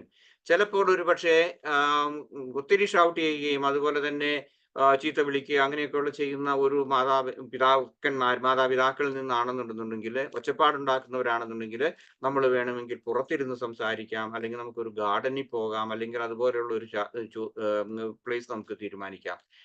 അതുകൊണ്ടുള്ള നേട്ടം എന്താണെന്ന് ചോദിച്ചു കഴിഞ്ഞാൽ, ഒരുപക്ഷെ അയൽക്കാർ മറ്റുള്ളവർ ഇത് കേൾക്കും എന്നുള്ളത് കൊണ്ട് അവർ കുറച്ചുകൂടി മാന്യമായിട്ട് സഭ്യമായിട്ടൊക്കെ സംസാരിക്കാനുള്ള ഒരു അവസരമുണ്ടാകും. So choose a plan what you want to talk, then place and time. അത് വളരെ ഇമ്പോർട്ടൻ്റ് ആണ്. ചൂസ് എ പ്രോപ്പർ ടൈമിനെ കുറിച്ച് ഞാൻ പറഞ്ഞു. ദെൻ മറ്റൊന്ന്, സ്റ്റേ ഇമോഷണലി ഡിറ്റാച്ച്ഡ്. നമ്മൾ ഇവരോട് സംസാരിക്കാൻ പോകുന്ന സമയത്ത് നമുക്കറിയാം എൻ്റെ പിതാവ് അല്ലെങ്കിൽ എൻ്റെ മാതാവ് തീർച്ചയായിട്ടും, അല്ലെങ്കിൽ എൻ്റെ പേരൻസ് പൊതുവെ നാർസിസിസ്റ്റിക് ആയിട്ടുള്ള ടെൻഡൻസി ഉള്ളവരാണെന്ന് നമുക്ക് അറിയാമെന്നുണ്ടെങ്കിൽ നമ്മൾ അവരിൽ നിന്ന് ഇമോഷണലി ഡിറ്റാച്ച്ഡ് ആയിരിക്കണം. അപ്പൊ എന്താണ്, നമ്മളൊരു വേസ്റ്റ് സിനാരിയോ തന്നെ ആയിരിക്കും എന്നുള്ളതിനെ കുറിച്ചുള്ള ഒരു അക്സെപ്റ്റൻസ് നമുക്കുണ്ടാകണം. അവര് നമ്മളോട് പെരുമാറുന്നത് അല്ലെങ്കിൽ നമ്മളോട് കാണിക്കുന്ന അതിനു വേണ്ടിയിട്ട് അതേ രീതിയിൽ ഉരുളയ്ക്ക് ഉപ്പേരി കൊടുക്കാൻ വേണ്ടിയിട്ട് നമ്മൾ ശ്രമിക്കരുത്. Maintain an emotional distance. അത് വളരെ ഇമ്പോർട്ടൻ്റ് ആയിട്ടുള്ളതാണ്. നമ്മൾ തന്നെ ഹോംവർക്ക് ചെയ്യണം, നമ്മൾ തന്നെ പ്രിപ്പയർ ചെയ്യണം. Don't expect empathy from the parents. ഇങ്ങനെയുള്ളവരിൽ നിന്ന് നമ്മൾ ഒരിക്കലും ഒരു എംപതി അവരിൽ നിന്ന് നമ്മൾ പ്രതീക്ഷിക്കാതെ തന്നെ നമ്മൾ ന്യൂട്രൽ ആയിട്ട് അല്ലെങ്കിൽ ഒരു ഡിറ്റാച്ച്ഡ് ആയിട്ടുള്ള, ഇമോഷണലി ഡിറ്റാച്ച്ഡ് ആയിട്ടുള്ള ആ ഒരു അന്തരീക്ഷം അല്ലെങ്കിൽ അത് നമ്മൾ പ്രതീക്ഷിക്കുക തന്നെ വേണം. അടുത്തത് നമ്മൾ യൂസ് അസർട്ടീവ് കമ്മ്യൂണിക്കേഷൻ. അതായത് നമ്മൾ അസർട്ടീവ് ആയിട്ടുള്ള കമ്മ്യൂണിക്കേഷന് വേണ്ടിയിട്ട് നമ്മൾ തയ്യാറാകണം. എനിക്കത് തരാമോ എന്നുള്ളതിനേക്കാൾ കൂടുതൽ എനിക്കത് ആവശ്യമാണ്, എൻ്റെ വിദ്യാഭ്യാസത്തിന് അല്ലെങ്കിൽ എൻ്റെ ഭാവി ജീവിതത്തിന് ആവശ്യമാണെന്നുള്ളതിനെ കുറിച്ച് നമ്മൾ വ്യക്തമായ ധാരണ നമുക്കുണ്ടാകണം. ഞാൻ വെറുതെ ഒരു തമാശ പറയാം. അതായത് പീറ്റർ റസൽസ് എന്ന് പറയുന്ന ഒരു കൊമേഡിയൻ ഉണ്ട്, കനേഡിയൻ ആണ്. അദ്ദേഹം ഒരിക്കലും ഒരു ഇന്ത്യക്കാർ ബാങ്ക് കൊള്ള ചെയ്യാൻ പോകുന്നതിനെ പറ്റിയിട്ടുള്ള ഒരു കഥ പറഞ്ഞു. അപ്പൊ അത് തമാശ ആയിട്ട് പറഞ്ഞതാണ്. അതായത് ബാങ്ക് കൊള്ളയ്ക്ക് പോകുന്ന ഇന്ത്യക്കാരൻ ന്യൂയോർക്കിലെ ഒരു ബാങ്കിൽ തോക്കുമൊക്കെ ആയിട്ട് ചെന്നിട്ട് ബാങ്കിലെ ഉദ്യോഗസ്ഥരോട് ചോദിക്കണം, could you please give me some money എന്ന്. സാധാരണ ബാങ്ക് കൊള്ളയടിക്കാൻ പോകുന്നവര് അവിടെ ചെന്ന് അസേർട്ടീവാണ്, അവർ അഗ്രസീവായിട്ടാണ് അത് ചെയ്യുന്നത്. അപ്പൊ അന്ന് പറഞ്ഞ പോലെ എനിക്ക് എന്തെങ്കിലും തരാമോ എന്നുള്ള ഒരു ഭിക്ഷാക്കാരന്റെ ഒരു മനോഭാവത്തോടു കൂടി വളരെ വിനീതമായിട്ട് ചോദിച്ചിട്ട് കാര്യമില്ല. നമുക്ക് പറയേണ്ടത് നമ്മൾ കൃത്യമായിട്ട് പറയാൻ വേണ്ടി അസേർട്ടീവായിട്ട് പറയേണ്ട സമയത്ത് പറയാൻ നമ്മൾ പഠിക്കണം. Then set A clear boundaries. അതായത് നമ്മൾ നമ്മുടെ അവകാശങ്ങൾ സംരക്ഷിക്കുന്നതിന് വേണ്ടിയിട്ട് ആ ബൗണ്ടറി നമ്മൾ കീപ്പ് ചെയ്യണം. Use I statements to express feelings and needs. അതായത് എനിക്കിത് ആവശ്യമുണ്ടെന്നുള്ള ആ ഐ സ്റ്റേറ്റ്മെന്റ് ഉപയോഗിച്ചുകൊണ്ട് വേണം നമ്മൾ സംസാരിക്കാൻ. Then stay focused on the topic. നമ്മൾ പറയുന്ന കാര്യത്തെക്കുറിച്ചാണെന്നുണ്ടെങ്കിൽ, സാമ്പത്തിക കാര്യത്തെക്കുറിച്ചാണ്, അല്ലെങ്കിൽ വസ്തുപരമായിട്ടുള്ള കാര്യങ്ങളാണ്, വിദ്യാഭ്യാസപരമായ കാര്യങ്ങളാണ്, അല്ലെങ്കിൽ മറ്റതുപോലുള്ള കുടുംബ കാര്യങ്ങളെ കുറിച്ചാണെന്നുണ്ടെങ്കിൽ ആ സബ്ജക്റ്റിൽ തന്നെ നമ്മൾ ഉറച്ചു നിൽക്കുക. മറ്റു കാര്യങ്ങളെക്കുറിച്ച്, കാരണം ഈ നാർസിസിസ്റ്റിക് ആയിട്ടുള്ള ആളുകൾ തീർച്ചയായിട്ടും പേരൻസ് പലപ്പോഴും ഈ വിഷയം മാറ്റിക്കളയും. അപ്പൊ അങ്ങനെ ഉണ്ടെന്നുണ്ടെങ്കിൽ ആ ചെല്ലുന്ന വിഷയം, നമ്മൾ ഹോംവർക്ക് ചെയ്ത് ചെല്ലുന്നു, ആ വിഷയത്തെക്കുറിച്ച് നമ്മൾ സംസാരിക്കുക. വിഷയം മാറിപ്പോകാതിരിക്കാൻ വേണ്ടി നമ്മൾ ചെയ്യുക. Repeat key points if necessary. നമുക്ക് വേണമെന്നുണ്ടെങ്കിൽ അവർ വഴി മാറ്റി വിടുകയാണെന്നുണ്ടെങ്കിൽ, സംസാര രീതികൾ മാറ്റി വിടുകയാണെന്നുണ്ടെങ്കിൽ നമ്മൾ തീർച്ചയായിട്ടും നമ്മളുടെ ആ തീരുമാനങ്ങളിൽ നമ്മുടെ പോയിന്റ്സ് നിൽക്കുക. അതുപോലെ തന്നെ റിപ്പീറ്റ് ദി കീ പോയിന്റ്സ്. നമ്മൾ പറയേണ്ടത് കൃത്യമായിട്ട് വീണ്ടും ആവർത്തിച്ച് പറയേണ്ടി വരും. Avoid emotional triggers. എന്തൊക്കെയാണ് അവരുടെ എന്താണ് ഇമോഷണൽ ട്രിഗേഴ്സ് എന്ന് നമ്മൾ അറിയണം. അവരെ പ്രൊവോക്ക് ചെയ്യാൻ വേണ്ടിയിട്ട് നമ്മൾ ഒരിക്കലും ശ്രമിക്കാതിരിക്കുക. അതുപോലെ തന്നെ അവർ നമ്മളിലേക്ക് ട്രിഗേഴ്സ് തരും, അപ്പോഴാണ് നമ്മൾ പ്രൊവോക്ഡ് ആകും. സോ രണ്ട് പാർട്ടിക്കാരും ഇമോഷണലി ട്രിഗേഴ്സ് ഉപയോഗിക്കാതിരിക്കാൻ വേണ്ടി നമ്മൾ ശ്രമിക്കണം. മാതാപിതാക്കന്മാരെ പ്രകോപിപ്പിക്കാതിരിക്കാനുള്ള, അവരെ പ്രകോപിപ്പിക്കാതിരിക്കുക. അതുപോലെ തന്നെ അവർ നമ്മളെ പ്രകോപിപ്പിക്കാൻ വേണ്ടി ചെയ്യും. ഉദാഹരണമായിട്ട് ഗിൽറ്റ് ഫീലിങ്സ് നമ്മളിലേക്ക് തരും, അല്ലെങ്കിൽ ഷെയിം, അല്ലെങ്കിൽ കഴിഞ്ഞ കാലങ്ങളെ കുറിച്ചുള്ള വിമർശനങ്ങളായിരിക്കും അവർ തരുന്നത്. നീ അത് ചെയ്തു, ഇത് ചെയ്തു, അങ്ങനെ ചെയ്തു, ഇങ്ങനെ ചെയ്തു, നീ കുട്ടിക്കാലത്ത് അങ്ങനെ ചെയ്തു, ഇങ്ങനെയൊക്കെ ഉള്ളതായിരിക്കും. ഇങ്ങനെയുള്ള ഈ ട്രിഗേഴ്സ് അവർ ഉപയോഗിക്കുന്നെങ്കിലും അതിൽ നമ്മൾ ട്രിഗേർഡ് ആകാതിരിക്കാൻ വേണ്ടിയിട്ട് നമ്മൾ ശ്രമിക്കുക. Stay calm and recollected. അതായത് നമ്മൾ കാമായിട്ട് കഴിയുന്നിടത്തോളം കാമായിട്ട് തന്നെ നിന്നുകൊണ്ട് സംസാരിക്കാൻ വേണ്ടിയിട്ട് നമ്മൾ ശ്രമിക്കണം. B clear and consistent. നമ്മൾ കൺസിസ്റ്റന്റ് ആയിട്ട് ആ സബ്ജക്റ്റിൽ തന്നെ നിൽക്കണം. അതുപോലെ തന്നെ നമ്മൾ ക്ലിയർ ആയിട്ട് സംസാരിക്കുക. ഇതിനെക്കുറിച്ച് നമ്മൾ how to speak with a narcissistic person എന്നുള്ളതിനെ കുറിച്ച് നമ്മൾ കഴിഞ്ഞ ക്ലാസ്സിൽ എടുത്തതാണ്, എങ്ങനെയാണ് അവരോട് കൃത്യമായിട്ട് സംസാരിക്കേണ്ടതെന്നുള്ളത്. അതുപോലെ തന്നെ നമ്മുടെ ബൗണ്ടറി നമ്മൾ കീപ്പ് ചെയ്യണം. അതുപോലെ തന്നെ നമ്മളുടെ ബിഹേവിയർ, ഇതുപോലെയുള്ള കാര്യങ്ങൾ കൂടുതൽ നമ്മൾ, അല്ലെങ്കിൽ ആവശ്യമുള്ളിടത്തോളം നമ്മൾ ടോളറേറ്റ് ചെയ്യുക. ടോളറേറ്റ് ചെയ്യാൻ നമുക്ക് സാധിക്കുന്നില്ലെങ്കിൽ നമ്മൾ ആ സംസാരം, ആ ഡയലോഗ് നമ്മൾ നിർത്തിയിട്ട് നമ്മൾ we can go away for a time being. അപ്പോൾ അതുകൊണ്ട് നമ്മൾ don't be afraid to walk away എന്നും പറയാം. അതായത് നമ്മൾ വേണം, എനിക്കിത് ഇപ്പം വേണ്ട, ഇപ്പം സംസാരിച്ചാൽ ശരിയാകിയല്ല എന്നുള്ളത്, ആ അന്തരീക്ഷം മോശമാണെന്നുണ്ടെന്നുണ്ടെങ്കിൽ, അല്ലെങ്കിൽ നമുക്ക് കൃത്യം പോയിന്റിൽ ഇവർ മനസ്സിലാക്കുന്നില്ല എന്നുണ്ടെങ്കിൽ ആ സംസാരം നമ്മൾ ബ്രേക്ക് ചെയ്യുന്നതിൽ തെറ്റില്ല. Then practice self care. ഒരുപക്ഷെ ഈ ഇങ്ങനെയുള്ള ആളുകൾ എന്ത് ചെയ്യുമെന്ന് ചോദിച്ചു കഴിഞ്ഞാൽ, നാർസിസിസ്റ്റിക് ആയിട്ടുള്ള പേഴ്സൺസ് എന്ത് ചെയ്യുമെന്ന് ചോദിച്ചു കഴിഞ്ഞാൽ അവർ നമ്മളെ ബ്ലെയിം ചെയ്യും. അതും നമ്മളുടെ വീട്ടിൽ മാത്രമായിരിക്കില്ല, നമ്മളുടെ ചുറ്റുപാടുമുള്ള ആളുകളുമായിട്ടും ചെയ്യും. ഉദാഹരണമായിട്ട് മക്കളെ കുറിച്ചുള്ള കുറ്റങ്ങൾ മറ്റുള്ളവരുമായിട്ട് പറയും. അങ്ങനെയുള്ള സമയത്ത് നമ്മളുടെ സുഹൃത്തുക്കളിൽ, ഇതുപോലെയുള്ള നമ്മളുടെ ബന്ധങ്ങളിൽ, നമ്മുടെ ബന്ധുക്കളില്, സുഹൃത്തുക്കളിലൊക്കെ അവരിത് പരസ്യമായിട്ട് ഇങ്ങനെ പറഞ്ഞുകൊണ്ട് നടക്കുന്നതുകൊണ്ട് നമുക്കൊരു വലിയ വിഷമം ഉണ്ടാകാൻ സാധ്യതയുണ്ട്. അപ്പൊ നമ്മൾ ഒറ്റപ്പെടും, നമ്മൾ ഡിപ്രസ്ഡ് ആകും. ഇതുപോലെയുള്ള ആ സന്ദർഭങ്ങൾ ഉണ്ടാകാതിരിക്കാൻ വേണ്ടി നമ്മൾ കൂടുതൽ സെൽഫ് കെയർ പ്രാക്ടീസ് ചെയ്യുക. അതുപോലെ തന്നെ നമ്മളുടെ തന്നെ ആ well being, emotional and physical well ബീയിങ്ങിന് വേണ്ടിയിട്ട് തീർച്ചയായിട്ടും നമ്മൾ തന്നെ പരിശ്രമിക്കണം. നമ്മൾ അവരെക്കുറിച്ച് കൂടുതൽ അവബോധമുള്ളവരാകണം. കാരണം ഒറ്റപ്പെടുത്തുക അല്ലെങ്കിൽ കുറ്റപ്പെടുത്തുക ഇതെല്ലാം ഇവരുടെ ടാക്ടിക്സുകളാണ്. Then evaluate the impact. എന്തൊക്കെയാണ് സംഭവിക്കുന്നു എന്നുള്ളതിനെ കുറിച്ച് നമ്മൾ ഒരു ഇവാലുവേഷൻ നമ്മൾ ടൈം ടു ടൈം നമ്മൾ ചെയ്യുന്നത് നല്ലതാണ്. ഉദാഹരണമായിട്ട് ഇങ്ങനെയുള്ള ആ സംസാരങ്ങളിൽ, അല്ലെങ്കിൽ ഇവരുമായിട്ടുള്ള ആ പെരുമാറ്റ രീതികളിൽ നമ്മളെ സംബന്ധിച്ചിടത്തോളം അവർ നമ്മളുടെ ആരോഗ്യം, നമ്മളുടെ ഫിസിക്കൽ ആയിട്ടുള്ള ആരോഗ്യം, അല്ലെങ്കിൽ ഇപ്പം ഉദാഹരണമായിട്ട് ഫിസിക്കൽ ആരോഗ്യത്തെ ഹാനികരമായിട്ട് ചെയ്യുന്നതാണ്.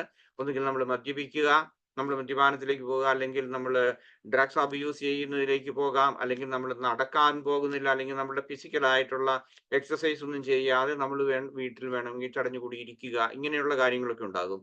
സോ ഇതൊക്കെ എന്തെങ്കിലും സംഭവിക്കാതിരിക്കാൻ വേണ്ടി നമ്മളുടെ ആ ശാരീരികവും മാനസികവുമായിട്ടുള്ള വെൽബീയിങ്ങിന് വേണ്ടിയിട്ട് എന്തൊക്കെ ചെയ്യണമെന്നുള്ളതിനെ കുറിച്ച് ഒരു അവബോധം, അല്ലെങ്കിൽ അതനുസരിച്ച് നമ്മൾ നമ്മളുടെ ഡെയിലി റൊട്ടീൻ നമ്മൾ മാറ്റേണ്ടതുണ്ട്. Okay, make a decision based on our needs. അതായത് നമ്മളുടെ നീഡ്സ് എന്താണെന്ന് നമ്മൾ മനസ്സിലാക്കുക. അതുപോലെ തന്നെ നമ്മളുടെ വെൽബീയിങ്ങിന് ആവശ്യമായിട്ടുള്ള കാര്യങ്ങൾ, അതുപോലെ നമ്മുടെ ബന്ധങ്ങൾ, നമ്മളുടെ സുഹൃത്തുക്കളുമായിട്ട് കുടുംബ ബന്ധങ്ങൾ എല്ലാം നമ്മൾ കീപ്പ് ചെയ്യുക. അതുപോലെ തന്നെ അതിനെ പ്രയോറിറ്റൈസ് ചെയ്യുക. അതുകൊണ്ട് അങ്ങനെ ചെയ്യുന്നത് കൊണ്ട് നമുക്ക് ടോക്സിക് ആൻഡ് ഹാംഫുൾ ആയിട്ടുള്ള ആ പേഴ്സണിൽ നിന്ന് നമുക്ക് തന്നെ നമ്മളെ പ്രൊട്ടക്ട് ചെയ്യാൻ നമുക്ക് സാധിക്കും. Set boundaries that align with your needs. നമ്മുടെ ആവശ്യങ്ങൾക്ക് അനുസരിച്ചുള്ള കാര്യങ്ങൾ നമ്മൾ ചെയ്യാൻ വേണ്ടിയിട്ട് നമ്മൾ ശ്രമിക്കുക. സോ ദെൻ ഫൈനലി നമ്മൾ എന്ത് ചെയ്യരുത് എന്നുള്ളതാണ്, what not to do. Then when we deal with narcissistic parents, ഇങ്ങനെയുള്ള ആളുകളുമായിട്ട് നമ്മൾ ചെയ്യുന്ന സമയത്ത് നമ്മൾ എന്ത് ചെയ്യരുത് എന്ന് ചോദിച്ചാൽ, do not engage in argument. അവരോട് നമുക്കറിയാം അവർ സ്വയം അവബോധമുള്ളവരല്ല. അതുകൊണ്ട് അവര് ഈ നാർസിസിസ്റ്റിക് ടെൻഡൻസി അല്ലെങ്കിൽ ഡിസോർഡർ ഉണ്ടെന്നുള്ളതിനെ കുറിച്ച് അവരെ ബോധ്യപ്പെടുത്താൻ കഴിയാത്ത ഒരു പേഴ്സണാലിറ്റി ഡിസോർഡർ ഉള്ളവരാണ്. അതുകൊണ്ട് അവരുമായിട്ട് അൺനെസസറി ആയിട്ടുള്ള ആർഗ്യുമെന്റിലേക്ക് നമ്മൾ പോകരുത്. അത് എപ്പോഴും ഏതൊരു സംസാരത്തിലുമാണ്, അല്ലെങ്കിൽ നമ്മളുടെ ഡേ ടു ഡേ ലൈഫിൽ വരരുത്. Do not share your personal information. ഇത് നമ്മളുടെ സുരക്ഷയ്ക്ക് വേണ്ടിയിട്ടാണ്. നമ്മൾ എന്ത് ചെയ്യുന്നു എന്നുള്ളതിനെ കുറിച്ചുള്ള കൃത്യമായ ഡീറ്റെയിൽസ്, അല്ലെങ്കിൽ അത് നമ്മൾ ഇങ്ങനെയുള്ള നാർസിസിസ്റ്റിക് പേഴ്സൺസ് അല്ലെങ്കിൽ പേരൻസിനുമായിട്ട് നമ്മൾ ഒരിക്കലും ഷെയർ ചെയ്യാതിരിക്കുക. Do not try to change them. അവരെ മാറ്റാൻ വേണ്ടിയിട്ട് നമ്മൾ ഒരിക്കലും ശ്രമിച്ചിട്ട് കാര്യമില്ല. Do not seek a validation from them. നമ്മൾ ചെയ്യുന്ന കാര്യങ്ങളെ കുറിച്ച് നമ്മൾ എന്താണ് അവരുടെ അഭിപ്രായം, അല്ലെങ്കിൽ വാലിഡേഷൻ എന്ന് പറഞ്ഞാൽ നമുക്കറിയാം അവരുടെ അഭിപ്രായം, അല്ലെങ്കിൽ അവർ യെസ് ഓർ ഓക്കെ എന്നുള്ള അവരുടെ ആ ഓക്കെ കിട്ടാൻ വേണ്ടിയിട്ട് നമ്മൾ ശ്രമിക്കരുത്. കാരണം അവരെപ്പോഴും നമ്മളെ വേറൊരു പെർസ്പെക്റ്റീവിലാണ് കാണുന്നത്. അതുകൊണ്ട് ഇപ്പൊ നമ്മളിപ്പോ ഏതെങ്കിലും ഒരു കാര്യം ചെയ്യാൻ പോകും, ഇപ്പൊ ഉദാഹരണമായിട്ട് ഒരു മകൻ എന്തെങ്കിലും ഒരു പുതിയ സംരംഭം സ്റ്റാർട്ട് ചെയ്യുന്നു, ഒരു കടയായിരിക്കാം, അല്ലെങ്കിൽ എന്തെങ്കിലും ബിസിനസ്, അല്ലെങ്കിൽ പഠിക്കാൻ പോകുന്നു, ഇങ്ങനെ എന്തെങ്കിലും ആട്ടെ, അതിന് എല്ലാ കാര്യങ്ങൾക്കും അവരിൽ നിന്നുള്ള വാലിഡേഷൻ നമ്മൾ മുൻകൂട്ടി ശ്രമിക്കാതിരിക്കുക. ഒരു നല്ല ബന്ധമുള്ളിടത്താണെന്നുണ്ടെങ്കിൽ മാതാപിതാക്കളുമായിട്ട് വളരെ ഓപ്പൺ ആയിട്ട് സംസാരിച്ച് അവരുടെ വാലിഡേഷനോട് കൂടി ആയിരിക്കും മക്കൾ പോകേണ്ടത്, അല്ലെങ്കിൽ പോകുന്നത് അങ്ങനെ ആയിരിക്കും.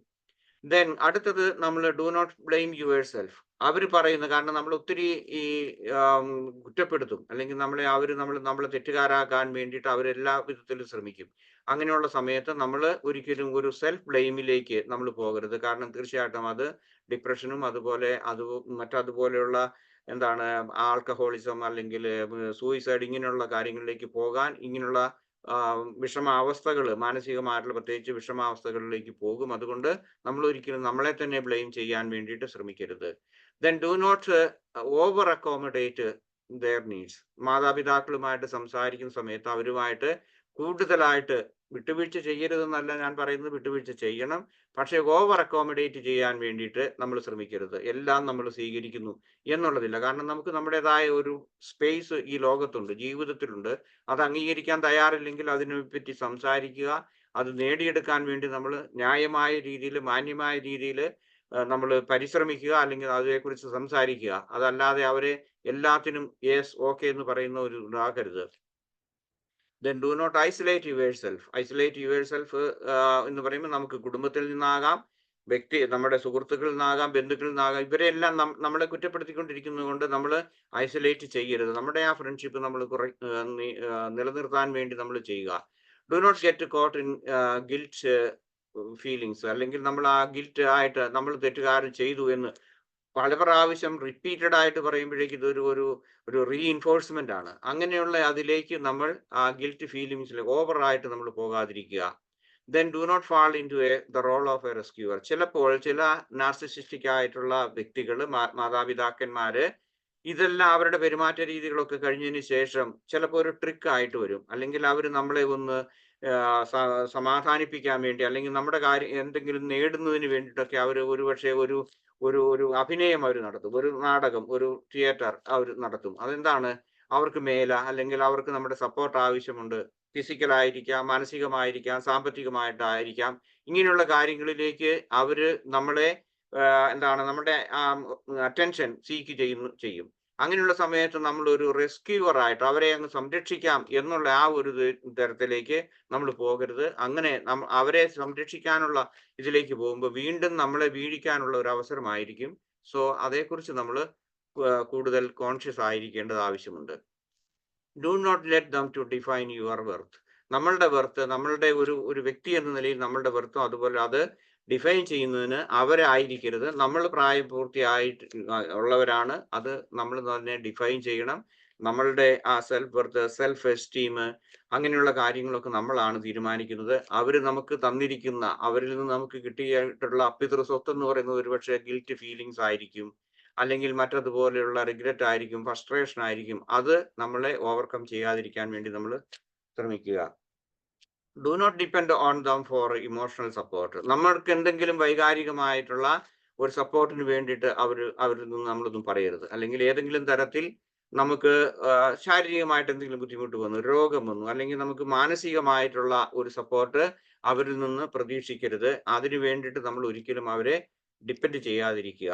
Do not assume all narcissistic behaviour is intentional. അതായത് ഈ നാർസിസിസ്റ്റിക് ആയിട്ടുള്ള ആളുകൾ ചെയ്യുന്നത് എപ്പോഴും ഇന്റൻഷണൽ ആയിട്ടായിരിക്കണമെന്നില്ല. കാരണം അവരും അറിയാതെ തന്നെയാണ് ചെയ്യുന്നത്.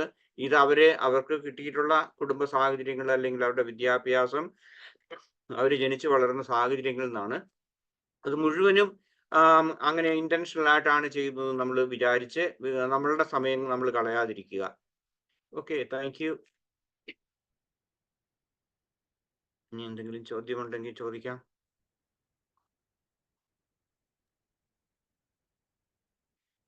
Good evening sir. Good evening. Thank you very much. നല്ലൊരു ക്ലാസ് ആയിരുന്നു. അതിൽ ഒരുപാട് കാര്യങ്ങൾ നമുക്ക് എങ്ങനെ ചെയ്യാം എന്നുള്ളത്, അല്ലെങ്കിൽ എന്ത് ചെയ്യാൻ പാടില്ല എന്നൊക്കെ പറഞ്ഞു. ഇതില് ഞാൻ ഫേസ് ചെയ്ത ഒരു കേസ് ഉണ്ടായിരുന്നു. അതൊരു ഫാമിലി കേസ് ആയിരുന്നു. ഒരു ഹസ്ബൻഡ് ആൻഡ് വൈഫ്. അതില് ഹസ്ബൻഡ് ആണ് നാർസിസ്റ്റ്. അപ്പൊ അയാൾ എന്താ പ്രശ്നം എന്ന് പറഞ്ഞു കഴിഞ്ഞാൽ, പറയാൻ പോയാൽ കാര്യമായിട്ടുള്ളൊരു പ്രയാസം ഇല്ല.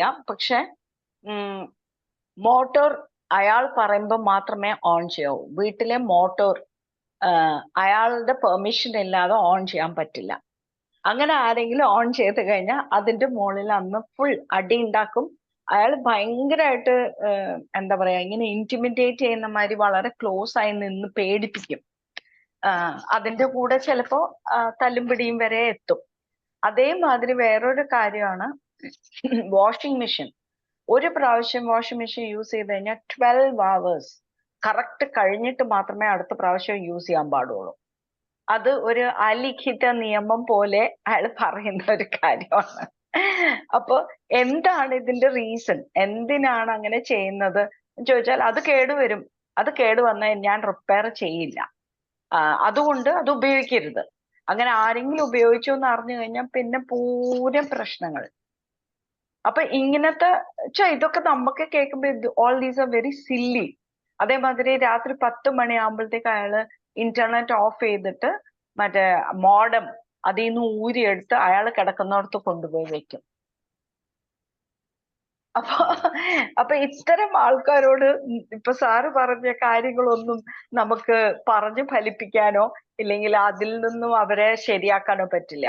അതിലെ ചില കാര്യങ്ങളിൽ ഞാൻ പറഞ്ഞു, ഈ ഇലക്ട്രിസിറ്റിയുമായിട്ട് ബന്ധപ്പെട്ട കാര്യം ഞാൻ പറഞ്ഞു, നല്ലൊരു ഇലക്ട്രിക്കൽ എഞ്ചിനീയറോട് പോയി സംസാരിക്കും.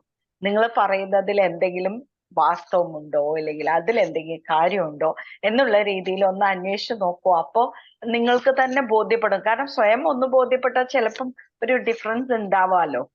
അപ്പൊ അയാൾ പറയുന്നത് എനിക്കറിയാം, അയാള് ഒരു ഡോക്ടറാണ്, അപ്പോ എനിക്കറിയാം അതിനെ പറ്റിയിട്ട്. അപ്പോ ചാപ്റ്റർ ക്ലോസ്ഡ്. അതിന്റെ അപ്പുറത്തേക്ക് he's not willing to listen. അപ്പൊ ഇത്തരം ആൾക്കാരോട് ഇപ്പൊ നമ്മൾ പറഞ്ഞ മാതിരി നമ്മൾ ആരെങ്കിലും ഒരു മധ്യസ്ഥം വെച്ച് സംസാരിക്കാനും ബാക്കിയുള്ളതും പോയി കഴിഞ്ഞു കഴിഞ്ഞാൽ ഇവിടെ പാതി വഴി ഒരു വിൻ വിൻ സിറ്റുവേഷൻ ഇല്ല അവിടെ. കാരണം ദേ ആർ സ്റ്റക്ക്. അപ്പൊ അങ്ങനെയുള്ളവരോട് നമ്മൾ എന്ത് ചെയ്യും? ഓക്കെ. എനിക്ക് എന്ത് ചെയ്യാം എന്നുള്ളതിന് അവരെ ഞാൻ എൻ്റെ പല ക്ലാസ്സിലും ഞാൻ പറഞ്ഞിട്ടുണ്ട്. ഇന്ന് ഞാൻ പറഞ്ഞു, do not try to change them. Okay, അവരെ മാറ്റാൻ നമുക്ക് സാധിക്കില്ല. കാരണം അവർക്ക് എന്ത് കാര്യങ്ങൾ പറഞ്ഞു കൊടുത്താൽ, ഇപ്പം ഒരു ഡോക്ടർ ആയിരിക്കുന്ന ആള് ഇലക്ട്രിക്കൽ എഞ്ചിനീയറിനെ അല്ലെങ്കിൽ ഇത് കറണ്ട് എന്തുമാത്രം കൺസ്യൂം ചെയ്യും, ഇങ്ങനെയുള്ള കാര്യങ്ങളെ കുറിച്ച് അയാൾ അന്വേഷിക്കാനോ അല്ലെങ്കിൽ അയാൾക്ക് അറിവ് കൊടുത്താൽ അയാൾ സ്വീകരിക്കാൻ തയ്യാറല്ല. കാരണം അയാൾ ഒരു കുടം കമത്തി വെച്ച പോലെ ഇരിക്കുന്ന ആളാണ്. ചില കാര്യങ്ങളിൽ ചില ആളുകൾ അങ്ങനെയാണ്. ഇപ്പൊ ഞാൻ പറഞ്ഞു, ഏതെങ്കിലും തരത്തിലുണ്ടെങ്കിൽ അങ്ങനെയുള്ള ചില നാർസിസിസ്റ്റിക് ആണെന്ന് ഞാൻ പറയുന്നില്ല ഒരാൾ. ഞാനൊരു എൻ്റെ ഒരു ലൈഫ് എക്സ്പീരിയൻസ് ഞാൻ പറയാം, വ്യക്തിപരമായിട്ടുള്ളതല്ല. എനിക്കൊരു സുഹൃത്തുണ്ട്. ആ പുള്ളിക്കാരൻ ഈ സാധാരണ നിങ്ങളൊക്കെ ഇന്റർനെറ്റ് ഉപയോഗിക്കുന്ന സമയത്ത് കുക്കീസ്, അക്സെപ്റ്റ് കുക്കീസ് എന്നും പറഞ്ഞുകൊണ്ട് ഒരു ഇത് പോപ്പപ്പ് മെനു കാണാറുണ്ടല്ലോ. അതിനോട് പുള്ളിക്ക് ഭയങ്കര പേടിയാണ്. അപ്പൊ പുള്ളി ഒരിക്കലും അങ്ങനെ വന്നു കഴിഞ്ഞാൽ ആ മനുഷ്യൻ ആ വെബ്സൈറ്റ് പുള്ളി അത് ഡിലീറ്റ് ചെയ്ത് കളയും, അല്ലെങ്കിൽ അതിൽ നിന്ന് ക്വിറ്റ് ചെയ്യും. അതുപോലെ വാട്സപ്പ് ഉപയോഗിക്കുന്ന സമയത്ത് പലരും ഇപ്പോൾ ഏതെങ്കിലും ഒരു മെസ്സേജ് കിട്ടിക്കഴിഞ്ഞാൽ നമ്മൾ എന്ത് ചെയ്യും? ഇങ്ങനെ കാണിക്കും, എന്താ താങ്ക്സ് ഇല്ല അത്, അല്ലെങ്കിൽ നമുക്ക് എന്താണ് ഒരു ഹാപ്പി, ഐ എം ഹാപ്പി എന്നുള്ളതിനാണെങ്കിൽ നമ്മൾ ഒരു ചിരിക്കുന്ന ഏതെങ്കിലും ഇതൊക്കെ നമ്മൾ കാണിക്കും. അത് പുള്ളിക്ക് ഭയങ്കര എന്താണ് അമർഷമുള്ള കാര്യമാണ്. സോ അപ്പൊ എഴുതുക, നമ്മൾ ഒരു മെസ്സേജ് കിട്ടിക്കഴിഞ്ഞു കഴിഞ്ഞാൽ താങ്ക് യു എന്ന് തന്നെ പുള്ളിക്ക് എഴുതണം. മനസ്സിലായോ? അല്ലെങ്കിൽ ഐ എം ഹാപ്പി എന്ന് എഴുതണം. എന്തെങ്കിലും അതുപോലുള്ള എക്സ്പ്രഷൻസ് പുള്ളിക്ക് ആവശ്യമുണ്ട്. അപ്പൊ ഇത് തന്നെയാണ്. അപ്പം മാറ്റാൻ പറ്റിയല്ല. പിന്നെ നമുക്ക് എന്ത് ചെയ്യാം എന്നുള്ള ചോദ്യത്തിന്റെ ഉത്തരം എനിക്ക് പറയാനുള്ളതേ ഉള്ളൂ, നമ്മൾ സ്വയം മാറുക എന്നുള്ളതാണ്. കാരണം ഇപ്പം വാഷിംഗ് മെഷീൻ 12 മണിക്കൂർ കഴിഞ്ഞിട്ട് ചെയ്യാമെന്ന് പറഞ്ഞ പല വീടുകളിൽ അത് സാധിക്കുന്ന കാര്യങ്ങളല്ല. കാരണം പ്രത്യേകിച്ച് നമ്മുടെ മക്കളൊക്കെ വീട്ടിൽ വന്നിട്ടുണ്ടെന്നുണ്ടെങ്കിൽ അവർക്ക് അവരുടെ നമ്മളുടെ ഡ്രസ്സ് മാത്രമല്ല നമ്മൾ കഴുകുന്നത്. അപ്പോൾ ഒരുപക്ഷെ ഭാര്യയും ഭർത്താവും മാത്രമേ ഉള്ളൂ പ്രായമായവരാണെങ്കിൽ ഇറ്റ്സ് ഓൾ റൈറ്റ്, 12 മണിക്കൂറോ അല്ലെങ്കിൽ ആഴ്ചയിൽ 1-2 പ്രാവശ്യം കഴിയാൽ മതി. പക്ഷെ ഇങ്ങനെയുള്ള സമയത്ത് നമ്മൾ സ്വയം മാറുക. അല്ലെങ്കിൽ ഇപ്പം മക്കൾക്ക് വേണമെങ്കിൽ അവരോട് പറയാം, അല്ലെങ്കിൽ പിതാവിനോട് പറയാൻ സാധിക്കും. പക്ഷെ അയാൾ സ്വീകരിക്കാൻ തയ്യാറല്ലെങ്കിൽ വെറുതെ വഴക്കുണ്ടാക്കുക, അതുപോലെ തന്നെ ആ കുടുംബാന്തരീക്ഷം അത് വഷളാക്കി ഇതൊന്നും ചെയ്തിട്ട് കാര്യമില്ല. So my opinion is or my suggestion is we have to be mindful. അതുകൊണ്ട് നമ്മൾ സ്വയം മാറുക. മൈൻഡ്ഫുൾനെസ് എന്ന് പറയുന്നത് തന്നെ അങ്ങനെയാണ്, മറ്റുള്ളവരെ മാറ്റാൻ ശ്രമിക്കുന്നവരെന്നല്ല, നമ്മൾ സ്വയം മാറുക എന്നുള്ളതാണ്. അതാണ് എൻ്റെ അഭിപ്രായം. അതിൽ പക്ഷെ ഭയങ്കര ബുദ്ധിമുട്ടാണ് സർ. കാരണം എന്തുകൊണ്ടാന്ന് വെച്ചാല് 2 ചെറിയ കുട്ടികൾ, സ്കൂളിൽ പഠിക്കുന്ന 2 പിള്ളേരുണ്ട്, അവർക്ക് മദർ ഇൻ ലോ ഉണ്ട് അവിടെ. അപ്പം ഇത്രയും ആൾക്കാർ ആ വീട്ടിലുണ്ട്. അപ്പൊ അതുകൊണ്ട് ഈ പറയുന്ന 12 hours വെച്ചിട്ട് 2 പേരും ഡോക്ടേഴ്സ് ആണ്, 2 പേരും വർക്കിംഗ് ആണ്. അപ്പൊ ഇവരുടെ ടൈമിങ്സും ഈ വാഷിംഗ് മെഷീൻ യൂസ് ചെയ്യുന്നതും മോട്ടർ ഇടുന്നതും ഇതെല്ലാം പകല് അയാള് രാവിലെ മോട്ടർ അടിച്ചിട്ട് പോയി കഴിഞ്ഞു കഴിഞ്ഞാൽ during the day mother in law വിളിക്കും ഡോട്ടർ ഇൻ ലോനെ, അതേ വെള്ളം തീർന്നു പോയി, മോട്ടർ ഇടാൻ ഇപ്പൊ എന്താ ചെയ്യാ, അവനെ വിളിച്ചാൽ അവൻ ചീത്ത പറയുമല്ലോ, അപ്പൊ ഞാൻ വെള്ളത്തിന് എന്ത് ചെയ്യണം എന്ന്. ഷീസ് 75+. അവരോട് നിങ്ങൾ കിണറ്റിന്ന് വെള്ളം കോരി ഉപയോഗിക്കുമെന്ന് പറയാൻ പറ്റില്ലല്ലോ. അപ്പൊ ഇങ്ങനത്തെ ഡെയിലി ലൈഫിലുള്ള ഡിഫിക്കൽട്ടീസ് ഒരുപാട് അവർക്കുണ്ട്. അപ്പോഴാണ് പിന്നെ എന്താ പറയാ ഓട്ടോമാറ്റിക് മോട്ടോർ വയ്ക്കുന്നത്. അത് ഞാൻ പറഞ്ഞു അവരോട്, അതൊക്കെ പറഞ്ഞു. അത് അയാൾ പറയുന്നത് ഇലക്ട്രിസിറ്റി ബില്ല് അപ്പൊ നിങ്ങൾ പേ ചെയ്യോ എന്നുള്ള. എനിവേസ് അതൊക്കെയാണ്. എന്തായാലും സഹിക്കുക എന്നുള്ളത്, അത് ഞാൻ സഹിക്കണമെന്നല്ല ഞാൻ പറയുന്നത്, അല്ലാതെ ഇപ്പൊ രക്ഷയില്ല. കാരണം മാറ്റാൻ പറ്റില്ല. കാരണം അവർക്ക് ആരെ കൊണ്ടെങ്കിലും അഡ്വൈസ് കൊടുത്താലും അവർ സമ്മതിക്കുമെന്ന് എനിക്ക് തോന്നുന്നില്ല. ചില ഇത് തലയ്ക്കകത്ത് കയറി കഴിഞ്ഞു കഴിഞ്ഞാൽ പിന്നെ അവര് ഒന്നും ചെയ്യാൻ സാധിക്കില്ല. പക്ഷെ സാറേ, അത് വിൽഫുൾ ആയിട്ട് അവിടെ നമ്മൾ ഇങ്ങനെയുള്ള കാര്യങ്ങൾ പാർട്ട്ണർ കൃത്യമായിട്ട് ചെയ്താലോ, ഇപ്പൊ KCB അങ്ങനെയുള്ള കേസുകളാണ് ചെയ്തു കഴിഞ്ഞാൽ അതൊക്കെ റണ്ണായി പോവുമല്ലോ. അതിനുള്ള ഒരു പവർ കൊടുത്താൽ പോരെ അടുത്ത പാർട്ടിക്ക്, പാർട്ട്ണർക്ക്. എന്താ എനിക്ക് മനസ്സിലായില്ല, എന്നോടാണ് പറഞ്ഞത്. സാറേ അതെ, നാർസിസ്റ്റിക് ആയിട്ടുള്ള വ്യക്തികളെ മാനേജ് ചെയ്യാൻ പറ്റാത്ത വരുമ്പോ ചെയ്യേണ്ട കാര്യങ്ങളെല്ലാം കൃത്യമായിട്ട് ചെയ്യാനുള്ള ഒരു എംപവർമെന്റ് കൊടുത്തു കഴിഞ്ഞാൽ ഒരു പരിധിവരെ മാനേജ് ചെയ്ത് പോകത്തില്ലെന്നാ ചോദിച്ചു. പക്ഷെ ഇവരൊക്കെ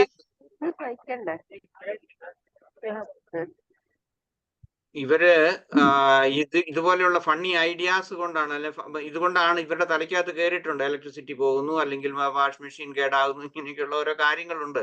അതാണ് മാറ്റി എഴുതേണ്ടത്. പക്ഷെ മാറ്റി എഴുതാൻ സാധിക്കില്ല. കാരണം ഇതേക്കുറിച്ച് സ്റ്റഡി ചെയ്തിട്ടുള്ള ഒരു സൈക്കോളജിസ്റ്റുകൾ ഒക്കെ പറയുന്നത് it is impossible to change. But impossible എന്ന് പറഞ്ഞു കഴിഞ്ഞാൽ സർട്ടൻ എക്സ്റ്റെന്റ് ഇത് മെജോറിറ്റി ആളുകൾ ഇതൊന്നും വർക്ക് ചെയ്യല. അതുകൊണ്ടാണ് ഞാൻ പറഞ്ഞ ഇപ്പൊ കുക്കീസ് കാണുമ്പോഴേക്കും ഭയപ്പെടുന്നു. ഞാനത് പല പ്രാവശ്യം എന്റെ സുഹൃത്തിനോട് പറഞ്ഞിട്ടുണ്ട്, അത് പേടിക്കണ്ട, അത് കുഴപ്പമില്ല എന്ന്. അതുപോലെ തന്നെ അല്ലെങ്കിൽ ഇപ്പൊ ഏതെങ്കിലും സ്മൈല് അല്ലെങ്കിൽ മറ്റെന്തെങ്കിലും താങ്ക്സിന്റെ എന്തെങ്കിലും കിട്ടിക്കഴിഞ്ഞപ്പോൾ ഹി വിൽ ബി ഇറിറ്റേറ്റഡ്. കാരണം പുള്ളി പറയുന്നത് അതല്ല ചെയ്യേണ്ടത്, അങ്ങനെയല്ല. നിങ്ങൾക്ക് സന്തോഷം തോന്നുന്നത് ഐ ആം ഹാപ്പി റിസീവ്ഡ്, അല്ലെങ്കിൽ യു റൈറ്റ് താങ്ക് യു എന്ന് പറയണമെന്നാണ് പുള്ളിയുടെ വാദം. എന്താ ചെയ്യുന്നേ? അത് ഞാൻ പറയും സർ, അതൊരു അമ്മാവൻ സിൻഡ്രോം എന്ന് പറയും. കാരണം എന്താണെന്ന് വെച്ചാൽ ഞാൻ പറയുന്നത് മാത്രം ഇവിടെ നടന്നാൽ മതി. ഒരു അമ്മാവൻ വീട്ടിലില്ലാത്തപ്പോ ഒരു ധർമ്മക്കാരൻ വന്നപ്പോൾ അമ്മായി തിരിച്ചു പറഞ്ഞു വിട്ട കഥ അറിയാമായിരിക്കുമല്ലോ അല്ലേ? പറയണം. കേട്ടിട്ടുണ്ട്. അപ്പൊ അമ്മായി തിരിച്ചു പറഞ്ഞു വിട്ടു, ഒന്നുമില്ല പൊക്കോ എന്ന് പറഞ്ഞു. അപ്പൊ അമ്മാവൻ ഗേറ്റിന്റെ അവിടെ നിന്ന് കണ്ടു, തിരിച്ചു കൊണ്ടുവന്നു. നിന്നോട് ആരാ പോകാൻ പറഞ്ഞു, നീ ഇങ്ങ് വന്ന് അമ്മാവൻ കസേരയിൽ ഇരുന്നേച്ച് പറഞ്ഞു, ഇവിടെ ഒന്നുമില്ല പൊക്കോ, അത് പറയേണ്ട ആള് ഞാനാണ്. അത് അങ്ങനെ ഒരു സിൻഡ്രോമാണ്.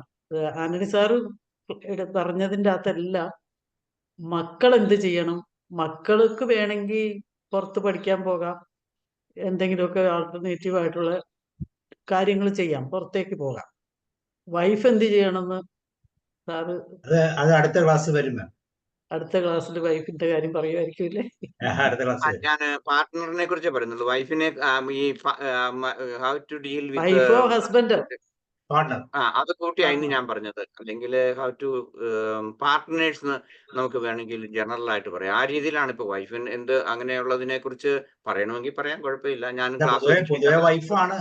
പൊതുവെ വൈഫാണ് പ്രശ്നത്തിലാകുന്നത്, അതുകൊണ്ടാണ് വൈഫ് പറഞ്ഞത്. അതെ, ഓക്കെ.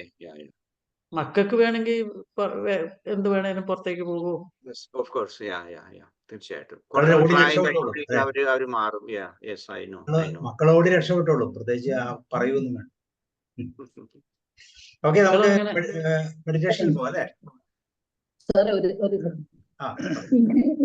ഇങ്ങനെയാകുമ്പോണ്ടല്ലോ സാറേ, നമ്മള് അവരോട് പെരുമാറുമ്പം ഞാൻ പല സ്ഥലത്ത് പോയിട്ടാകുമ്പോൾ ശ്രദ്ധിച്ചിട്ടുള്ളത്, ഇവര് കള്ളം പറയും സാറേ. എന്തെങ്കിലും ഒരു കാര്യം പറഞ്ഞിട്ട്, ഇതിപ്പം നിങ്ങളവിടെ വാഷ്റൂം യൂസ് ചെയ്തിട്ട് ലൈറ്റ് ഇട്ടിട്ട് വന്നു, അവര് വന്ന് നമ്മൾ കണ്ടിട്ടുണ്ടെങ്കിൽ അവർ പറയും, ഏയ് ഞാൻ ലൈറ്റ് ഇട്ടിട്ടേ ഇല്ല, ആരിട്ടത് എനിക്കറിയില്ല. ആ പ്രായം അങ്ങനെയാകുമ്പോ സാറ് പറഞ്ഞ പോലെ അവരോട് ഡീൽ ചെയ്യാൻ നല്ല പണിയാ സാറേ. അപ്പൊ നമ്മള് കുറച്ച് കാര്യമായിട്ട് ശ്രദ്ധിച്ച് ഡീൽ ചെയ്യണം, അത്രേ എനിക്ക് പറയാനുള്ളത്. അല്ല, അവര് കള്ളം പറയുക മാത്രമല്ല, അവരെല്ലാ തരത്തിലുള്ള ക്രിയകളും അവർ കാണിക്കും. കാരണം അവരുടെ ഭാഗം ഡിഫെൻഡ് ചെയ്യാൻ വേണ്ടി അവർ കള്ളം മാത്രമല്ല, എല്ലാ രീതിയിലും അവർ ചെയ്യും. കാരണം അവരുടെ ആ പോയിന്റ് ഓഫ് വ്യൂ, അല്ലെങ്കിൽ അവരുടെ ആ എന്താണ് പേഴ്സണാലിറ്റി, അല്ലെങ്കിൽ അവരുടെ ആ ഇത് ഡിഫെൻഡ് ചെയ്യാൻ വേണ്ടിയിട്ട് അവരെല്ലാ തരം തറക്കളികൾ അവർ കളിക്കും. അങ്ങനെയുള്ള സ്വഭാവമാണ്. അതാണ് നമ്മൾ ഇതിനെപ്പറ്റി പറയുന്നത്. ഒരു പ്രാവശ്യമല്ല, അവരതെല്ലാ വിധത്തിലും അത് ചെയ്യും തീർച്ചയായിട്ടും. എനിക്ക് ഓർമ്മയില്ലെന്ന് പറയാം അല്ലെ? എനിക്ക് ഓർമ്മയില്ലെന്ന് പറഞ്ഞാൽ ഒറ്റ പരിപാടി, ഒറ്റ വാക്യത്തിൽ ഓർമ്മയില്ലെന്ന് പറയല്ല സാർ. ഒരു സോറി പറയുന്ന പോലെ അല്ലേ അത് പറയല. അല്ല, ഞാൻ ഓർക്കുന്നില്ലെന്ന്, ഓർമ്മയില്ലെന്നല്ല, എനിക്ക് ഞാൻ ചെയ്തില്ല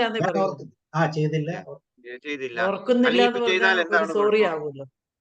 അതെ, ഇവരൊരു പ്രീ ജഡ്ജ്മെന്റൽ ആറ്റിറ്റ്യൂഡ് ശക്തമായി സൂക്ഷിക്കുന്നവരാണ്. അവര് പറഞ്ഞത് ശരിയാണ്, അതിന് അപ്പീലില്ല. അത് മെയിൻറ്റെയിൻ ചെയ്യാൻ അവർ എന്ത് ചെയ്യും, എന്തും പറയും. അത് അനുഭവിക്കുന്നത് കൂടെ നിൽക്കുന്നവരാണ്. അനുഭവിക്കുന്നതിന്റെ കോണ്ടം നിശ്ചയിക്കുന്നത് ഒപ്പമുള്ളവരാണ്. ഒഴിഞ്ഞു പോകാൻ പറ്റുന്നെങ്കിൽ ഒഴിഞ്ഞു പോവുക, അല്ലെങ്കിൽ തല കൊടുക്കാൻ പറ്റുകയാണെങ്കിൽ തല കൊടുക്കും. ഇങ്ങനെ ഈ ഹസ്ബൻഡിൽ നിന്ന് ഒത്തിരി വേദനകൾ അനുഭവിക്കുന്ന ഒത്തിരി ആളുകളുണ്ട്. ഇപ്പൊ പ്രത്യേകിച്ച് ഇപ്പം എനിക്ക് വ്യക്തിപരമായിട്ട് എനിക്കറിയാം. എന്നെ ഈ ക്ലാസ് തുടങ്ങിയതിന് ശേഷം പലരും എന്നെ കോണ്ടാക്ട് ചെയ്തിട്ടുണ്ട്. പലരും അവർ ആ പറയുന്ന സമയത്ത് അവരുടെ വിഷമങ്ങളൊക്കെ എനിക്ക് മനസ്സിലാക്കാൻ പറ്റുന്നുണ്ട്. പ്രത്യേകിച്ച് ഭാര്യമാര് അതും ഇനി പ്രത്യേകിച്ച് അവർ പ്രായം കൂടി ആയി കഴിയുമ്പോഴേക്കും ഞാൻ പറയാം ജോലി ഒന്നും ഇല്ല, റിട്ടയർ ചെയ്ത് ഇങ്ങനെ വീട്ടിലിരിക്കുകയാണ്, അങ്ങനെയൊക്കെയുള്ള ആ സന്ദർഭങ്ങളിലൊക്കെ ഒത്തിരി സഹിക്കുന്നുണ്ട്. ഇപ്പം ഒന്നുകിൽ പോകാനും വഴിയില്ല, അവർ വിട്ടുപിരിഞ്ഞു പോകാനുള്ള ആ ഒരു സ്റ്റേജും കഴിഞ്ഞു പോയി കാണുന്നവരുണ്ട്. പിന്നെ നമ്മുടെ പ്രത്യേകിച്ച് നമ്മുടെ കേരളത്തിലുള്ള ഇന്ത്യയിലുള്ള ആ കൾച്ചറിന്റെ അനുസരിച്ച് അത്ര എളുപ്പമല്ല, പക്ഷെ പോകുന്നവരുണ്ട്. അത് ഇതൊരു ഒരു വലിയൊരു മലീഷ്യസ് സർക്കിൾ എന്ന് വേണേ പറയാം. ക്രൂഷ്യൽ ആയിട്ടുള്ള ഒരു തീരുമാനമെടുക്കാൻ ബുദ്ധിമുട്ടുള്ള ഒരു സാഹചര്യമാണ്. സാറേ, ഇത്തരം സ്വഭാവമുള്ളവര് ഏത് എങ്കിലും പ്രത്യേക കാറ്റഗറിയിൽപ്പെട്ടവർ അല്ലെങ്കിൽ ഏതെങ്കിലും പ്രൊഫഷൻ ചെയ്യുന്നവരാണോ, അല്ലെങ്കിൽ ഇത്തരം പ്രശ്നങ്ങൾ താരതമ്യേന കുറവ് കാണുന്നത് ഏത് തരം ആളുകളിലായിരിക്കും? അങ്ങനെ എന്തെങ്കിലും ജനറൽ ആയിട്ട് പറയാൻ പറ്റുമോ? അങ്ങനെയൊന്നും പറയാൻ പറ്റില്ല. എന്റെ അറിവിൽ അങ്ങനെയുള്ള ഒരു കാറ്റഗറിയിലല്ല, എല്ലാ കാറ്റഗറിയിലും വരാം, എവിടെ വേണമെങ്കിലും വരാം. അയാൾ വേണമെങ്കിൽ പ്രസിഡന്റ് ആകാം, ഒരു രാജ്യത്തെ പ്രധാനമന്ത്രി ആകാം, മുഖ്യമന്ത്രി ആകാം, അതുപോലെ തന്നെ അധ്യാപകരാകാം, അല്ലെങ്കിൽ പിന്നെ സിഇഒമാരാകാം, ഏത് തരത്തിലുള്ള എന്ത് ജോലിക്കും ഇങ്ങനെയുള്ള ആളുകൾ ഉണ്ട്. അതുകൊണ്ട് ഇന്ന കാറ്റഗറിയിൽ ഇങ്ങനെ രീതിയിലാണ് അവർ അതങ്ങനെയാണെന്ന് ജനറലൈസ് ചെയ്യാൻ എന്റെ അറിവിലില്ല. ഉണ്ടോ എന്ന് എനിക്ക് കൃത്യമായിട്ട് എനിക്ക് അറിയത്തില്ല. ഞാൻ മനസ്സിലാക്കി നാർസിസ്റ്റിക് പേഴ്സണാലിറ്റി എന്ന് പറയാൻ അറിയാത്തപ്പോൾ നമ്മളത് മുഷ്ക് എന്നുള്ള വാക്കാ ഉപയോഗിച്ചുകൊണ്ടിരുന്നത്. നമ്മൾ പണ്ടുകൊണ്ടിത് അന്നിത് പറയാൻ അറിയത്തില്ലാത്തതുകൊണ്ട്. അതെ, പറയാൻ അറിയത്തില്ല, അല്ലെങ്കിൽ അതേക്കുറിച്ച് ശാസ്ത്രീയമായിട്ടുള്ള ഇതുകളൊന്നും നമുക്ക് അറിഞ്ഞുകൂടായിരുന്നു. ഇപ്പൊ നമുക്കൊക്കെ അറിയാൻ പറ്റും അതേ പറ്റി. എന്നാലും അതിന്റെ കീഴിലുള്ള ആളുടെ കാര്യം കട്ടപ്പോകയാണ്. അതുപോലെ സാറേ, എന്റെ ഫ്രണ്ടിന്റെ അച്ഛനും അമ്മയും കട്ടിൽ അടുത്തടുത്തിട്ടിട്ടുണ്ട്. 2 കട്ടിൽ തന്നെ കിടക്കുന്ന വീണുകൊണ്ടാറില്ല. കട്ടിൽ അടുത്തടുത്തിട്ടിട്ടാകുമ്പോ അവര് പറയാം, അയ്യോ എനിക്ക് ഇവിടെ കിടക്കണ്ട, കുറച്ച് ദൂരം മാറി കിടക്കണം എന്ന് പറഞ്ഞ് കട്ടില് വേറെ പൊസിഷനിലിടാം. അപ്പൊ കുറച്ച് കഴിയുമ്പോ ഇപ്പൊ രണ്ടാക്കും പ്രശ്നമൊന്നുമില്ലെന്നേക്കുമ്പോ അമ്മ ഇങ്ങനെ വെറുതെ ചൊറിഞ്ഞുകൊണ്ടിരിക്കുന്നത്. അപ്പൊ എന്ത് പറ്റി? അപ്പൊ പറയണമല്ലോ, അത് ഞാൻ എന്തോ ഇങ്ങനെ ചുരുട്ടി എറിയുന്നുണ്ട്, കുറെ ഉറുമ്പുകളെയാൻ തോന്നുന്നു. അങ്ങനെ കുറെ അത് ഒരു ഈ അൽഫോൻസാമ്മയുടെ സഹനം പരിശീലിക്കാൻ ഭാര്യമാർക്ക് ഇത് നല്ലതാണ്. പൊതുവെ എന്റെ ഒരു പൂർണ്ണമായിട്ട് ശരിയായിരിക്കത്തില്ലെന്നല്ല, പൂർണ്ണമായിട്ട് ശരിയല്ലെങ്കിലും ഏറെക്കുറെ ഈ പൊളിറ്റീഷ്യന്മാർക്ക് ഈ പിടിവാശി കുറെ കുറവായിരിക്കും എന്ന് എനിക്ക് തോന്നുന്നു. കാരണം അവര് ഒരുപാട് അഡ്ജസ്റ്റ്മെന്റുകൾക്ക് തയ്യാറാകേണ്ടവരാണ്. വലിയ പിടിവാശി ഒരുപക്ഷെ ഉണ്ടാകത്തില്ലായിരിക്കും. അവരുടെയൊക്കെ, എല്ലാവരുടെയും അല്ല, ഏറെക്കുറെ ചിലരുടെയൊക്കെ കുടുംബജീവിതം നമ്മൾ കാണുമ്പോൾ അവിടുത്തെ കാര്യങ്ങളിലൊന്നും വലിയ ഈ ഫാമിലി ലൈഫിൽ വലിയ കടപ്പിടുത്തക്കാരല്ലാത്തതുപോലെ തോന്നുന്നു. പിന്നെ എന്റെ മറ്റൊരു നിരീക്ഷണമാണ്, ഈ വൈദിക അധ്യാപക മേഖലയിൽപ്പെട്ടവര് തങ്ങളാണ് പൂർണ്ണ ശരി എന്ന് വിചാരിക്കാൻ ഉള്ള സാധ്യത കൂടുതലാണെന്ന് തോന്നുന്നു. കംപ്ലീറ്റ് അല്ല, കണ്ടത് ഇവിടെ ഓമന ടീച്ചർ വളരെ തന്നെ അല്ലെന്ന് പറയുന്നുണ്ട്. അതെങ്കിലും ഏറെക്കുറെ, കാരണം ഇവരെ എല്ലാവരും എപ്പോഴും സ്വീകരിച്ചിരിക്കുന്നതുകൊണ്ട് ഞങ്ങൾ പറയുന്നത് അംഗീകരിച്ചിരിക്കണം എന്നൊരു വിചാരം ഉണ്ടോ എന്നൊരു സംശയം. ആ കൂട്ടത്തിൽ ഒരു കൂട്ടരെ കൂടി കൂട്ടാൻ ആഗ്രഹിക്കുന്നുണ്ടോ പോലീസുകാർ? ഞങ്ങൾ പറഞ്ഞത് നീ അംഗീകരിച്ചാൽ മതി, കേട്ടാ മതി എന്ന് പറയുന്ന ഇവരെക്കാളും കൂടുതലാണ് പോലീസുകാരെന്നാണ് എനിക്ക് തോന്നിയിട്ടുള്ളത്. എനിക്ക് ഇവിടുത്തെ പോലീസ് അല്ല, ഞാൻ കേരള പോലീസിനെ കുറിച്ചാണ് ഞാൻ പറഞ്ഞത്. ഞാൻ 100% ഒന്നും പറഞ്ഞതല്ല കേട്ടോ. ഈ സാറന്മാരെന്ന് പറയുമ്പോൾ കൊച്ചിലെ തൊട്ട് തന്നെ എല്ലാരും സാറേ എന്ന് വിളിക്കുന്നു. തിരുവായിക്ക് ഒന്നും തിരിച്ചു പറയാൻ പറ്റത്തില്ല. അസൂയപ്പെട്ടിട്ട് കാര്യമില്ല. ആ കാലമൊക്കെ പോയി ഇപ്പൊ അല്ലേ? അസൂയപ്പെട്ടിട്ട് ഒരു കാര്യമില്ല. കാര്യം പറയട്ടെ, ഇത് വീട്ടിലാണ് എങ്കിൽ കുറെയൊക്കെ അയാൾ അപ്രീഷിയേറ്റ് ചെയ്യുക, അയാൾ ചെയ്യുന്ന കാര്യങ്ങളെ മോട്ടിവേറ്റ് ചെയ്യുകയൊക്കെ ചെയ്യുകയും ഇടയ്ക്ക് ഇതൊന്ന് ഖണ്ഡിച്ചതിന് ശേഷം ഒരു സോറിയും പറഞ്ഞാൽ പ്രശ്നങ്ങൾ കുറെയൊക്കെ നമുക്ക് അഡ്ജസ്റ്റ് ചെയ്ത് കൊണ്ടുപോകാൻ പറ്റും. വീടുകളിലാണെങ്കിൽ അതായത് അദ്ദേഹം കറക്റ്റായിട്ടൊന്ന് അപ്രീഷിയേറ്റ് ചെയ്യുകയും അതോടൊപ്പം നിൽക്കുകയും നമ്മൾ ചില കാര്യങ്ങൾ അതിനല്ലാണ്ട് ചെയ്ത് കഴിയുമ്പോൾ ഒരു സോറിയും പറഞ്ഞാൽ മതി.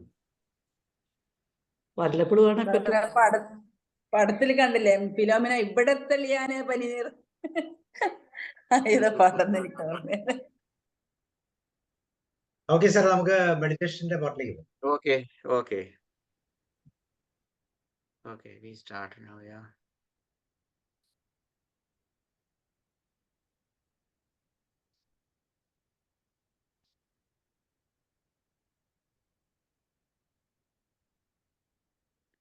Okay, we are starting now, yeah.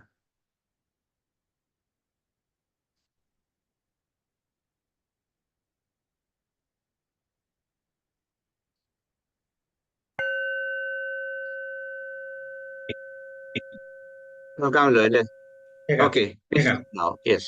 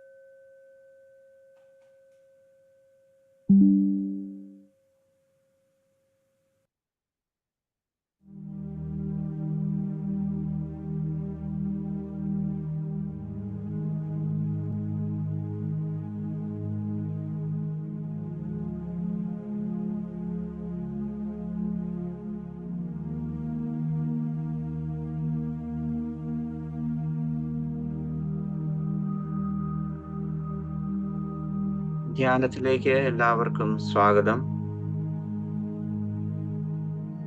ഈ ധ്യാനം കൊണ്ട് പ്രധാനമായിട്ടും ഉദ്ദേശിക്കുന്നത് സ്വയം സംരക്ഷിക്കാനും സന്തുലിതവും സമാധാനവുമായ ഒരു മനസ്സോടെ ജീവിക്കാനും വേണ്ടിയാണ്.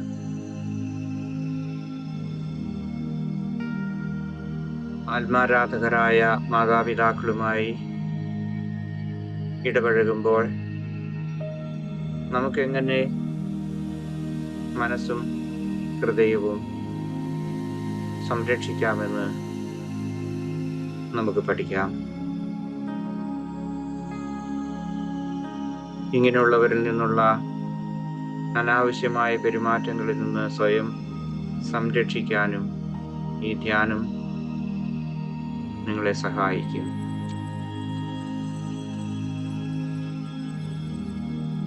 സൗകര്യപ്രദമായ ഒരിരിപ്പിടം തിരഞ്ഞെടുക്കുക. ഏറ്റവും പ്രധാനമായ കാര്യം, ധ്യാന സമയത്ത് ഏതെങ്കിലും തരത്തിലുള്ള ചലനങ്ങൾ ഉണ്ടാകാത്ത രീതിയിൽ ഏറ്റവും സുഖപ്രദമായ രീതിയിൽ ഇരിക്കുക. നിങ്ങളുടെ ശരീരം പൂർണ്ണമായി വിശ്രമസ്ഥിതിയിലേക്ക് നയിക്കുക. നിങ്ങൾ കണ്ണട ധരിക്കുന്നവരാണെങ്കിൽ അത് ഇപ്പോൾ മാറ്റിവെക്കാം. അതുപോലെ നിങ്ങളുടെ വസ്ത്രത്തിൽ ഏതെങ്കിലും തരത്തിലുള്ള മാറ്റങ്ങൾ വരുത്തണമെങ്കിൽ അതും ഇപ്പോൾ നിങ്ങൾക്ക് ചെയ്യാം. നിങ്ങൾ പൂർണ്ണമായും ധ്യാനിക്കാൻ തയ്യാറായി കഴിഞ്ഞാൽ സാവധാനം നിങ്ങളുടെ കണ്ണുകൾ അടയ്ക്കാം.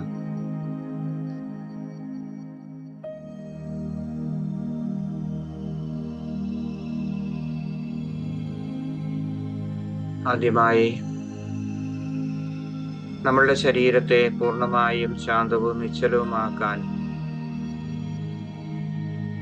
അനുവദിച്ചുകൊണ്ട് 3 പ്രാവശ്യം മൂക്കിലൂടെ ദീർഘമായി ശ്വാസം എടുക്കുകയും സാവധാനം പുറത്തേക്ക് വിടുകയും ചെയ്യുക.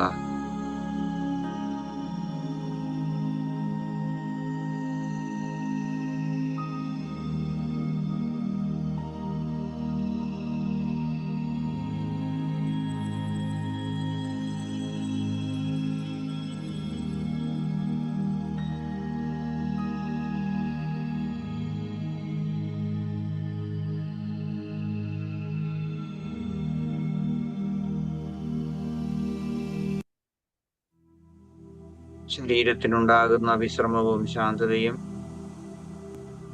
നമ്മുടെ മനസ്സിലും തീർച്ചയായും ഉണ്ടാകേണ്ടതാണ്. ഇതിനായി നമ്മുടെ മനസ്സിനെയും നമുക്ക് ഒരുക്കാം. നമ്മളുടെ മനസ്സിൽ ശാന്തത കണ്ടെത്തുക.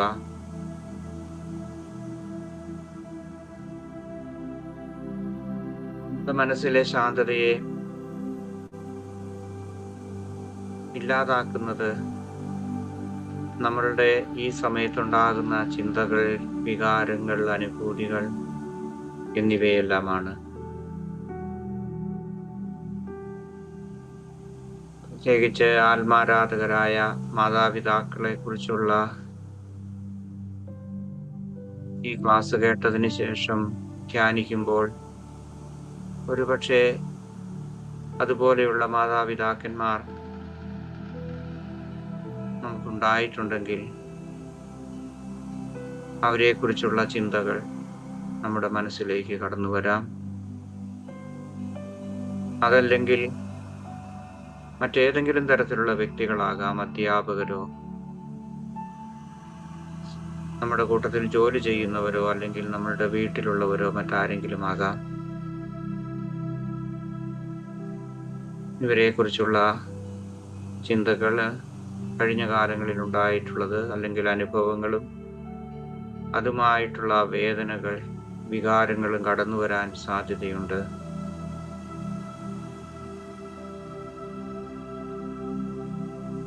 അങ്ങനെ ഏതെങ്കിലും തരത്തിലുള്ള ചിന്തകളോ വ്യക്തികളോ നമ്മുടെ മനസ്സിലേക്ക് ഇപ്പോൾ കടന്നു വരുന്നുണ്ടെങ്കിൽ നമ്മൾ അതിനെ നിരാകരിക്കരുത്. ആ ചിന്ത വേണ്ടെന്ന് നമ്മൾ വയ്ക്കരുത്. അത് കടന്നു വരട്ടെ.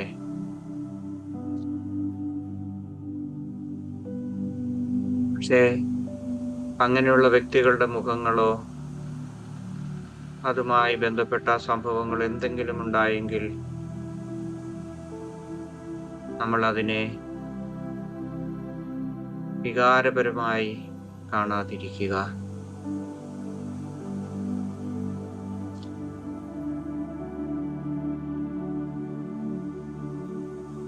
ഏതെങ്കിലും തരത്തിലുള്ള വൈകാരികമായ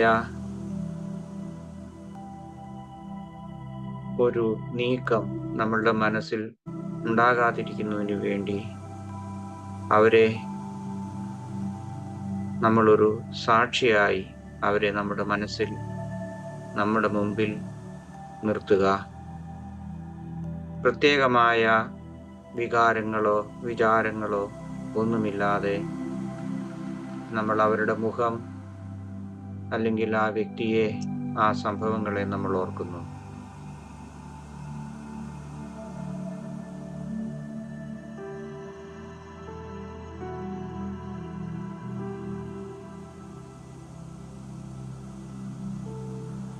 നമുക്ക് അവരെ കുറിച്ചുള്ള ആ ചിന്തകൾ, ധാരണകൾ ഉണ്ടാകുമ്പോൾ നമുക്ക് തന്നെ അറിയേണ്ട, നമ്മളോട് തന്നെ അറിയിക്കേണ്ട ഒരു യാഥാർത്ഥ്യമുണ്ട്. അവർ നമ്മളെക്കാൾ കൂടുതൽ വേദന അനുഭവിക്കുന്നവരാണ്. പലപ്പോഴും മനഃപൂർവ്വമായിരിക്കില്ല അവർ അത് ചെയ്തത്. അതുകൊണ്ട് ആ ഒരു ധാരണ നമ്മിൽ ഉണ്ടാകുവാൻ വേണ്ടി നമ്മൾ ആ വ്യക്തിയെ സ്വതന്ത്രമായി നമ്മുടെ മനസ്സിൽ നിർത്തുക.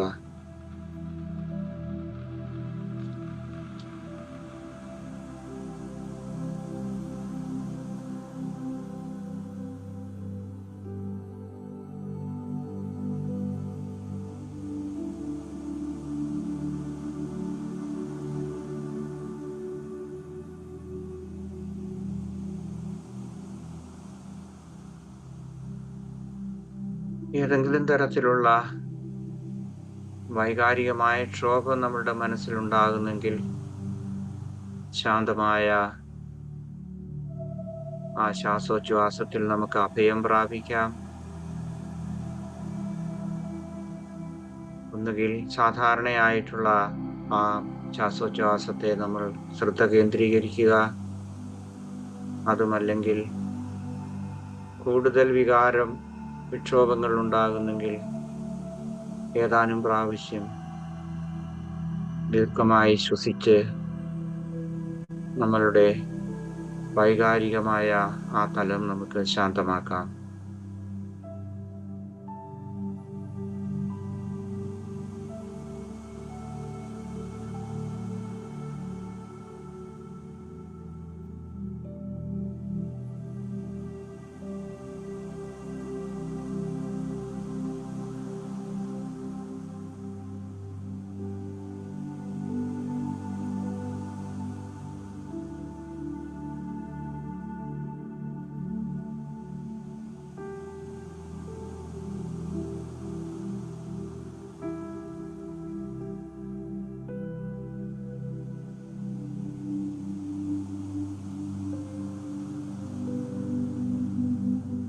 നമ്മുടെ മാതാപിതാക്കന്മാരിൽ നിന്നോ സുഹൃത്തുക്കളിൽ നിന്നോ സഹപ്രവർത്തകരിൽ നിന്നോ മറ്റേതെങ്കിലും തരത്തിലുള്ള വ്യക്തികളിൽ നിന്നോ നമുക്കുണ്ടായ മാനസികവും ശാരീരികവുമായ വേദനകളോട് എന്നേക്കുമായി നമുക്ക് വിട പറയേണ്ട സമയമാണിത്.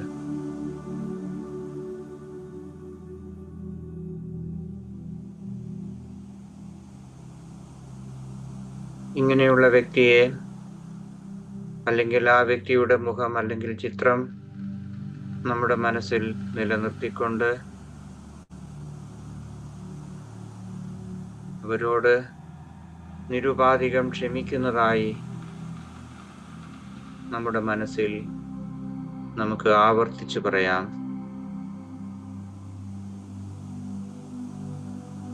ഈ ക്ഷമ നമ്മളുടെ മാനസികവും ശാരീരികവുമായ ക്ഷേമത്തിനു വേണ്ടിയാണ്. ആ വ്യക്തി ക്ഷമ അർഹിക്കുന്നുണ്ടോ ഇല്ലയോ എന്നുള്ളതല്ല, നമ്മുടെ ക്ഷേമത്തെ മുൻനിർത്തി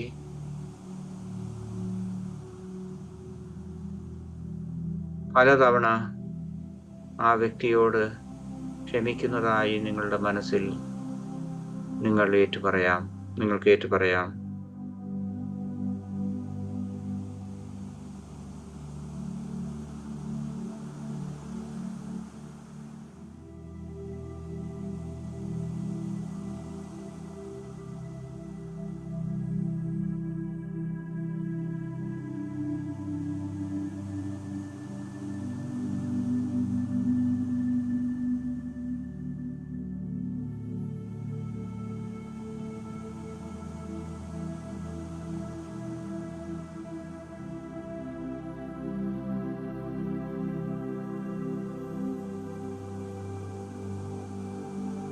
ഒരു ദിവസം കൊണ്ട് അല്ലെങ്കിൽ ഒരു ധ്യാനം കൊണ്ട് നമുക്കൊരു വ്യക്തിയോട് നമ്മുടെ ആഴത്തിലുള്ള ആ മുറിവ് ക്ഷമിക്കാൻ അല്ലെങ്കിൽ അത് മറക്കാൻ നമുക്ക് സാധിക്കുകയില്ല.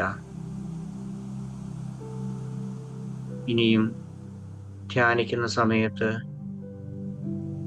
ആ വ്യക്തിയെ സമ്പൂർണമായി സ്നേഹത്തോടെ ആ വ്യക്തിയെക്കുറിച്ച് ഓർക്കാനോ അല്ലെങ്കിൽ അവരുടെ പെരുമാറ്റങ്ങൾ നമ്മുടെ മനസ്സിലുണ്ടാകുമ്പോൾ നിരുപാധികമായി ഒരു സാക്ഷി മനോഭാവത്തോടെ അവരെ നിർത്താൻ നമുക്ക് സാധിക്കുന്ന അത്രയും കാലം ഈ ക്ഷമിച്ചു എന്നുള്ള ആ ഏറ്റുപറച്ചിൽ നമുക്ക് നടത്താം.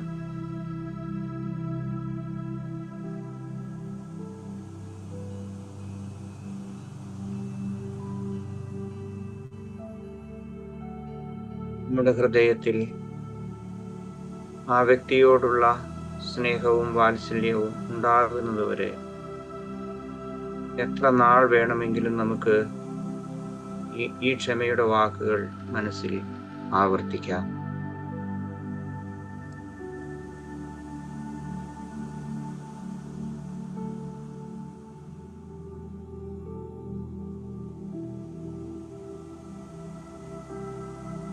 ഇത് സ്വയം സംരക്ഷണവും അതിജീവനവും ഉറപ്പുവരുത്തുക എന്നുള്ളതാണ്.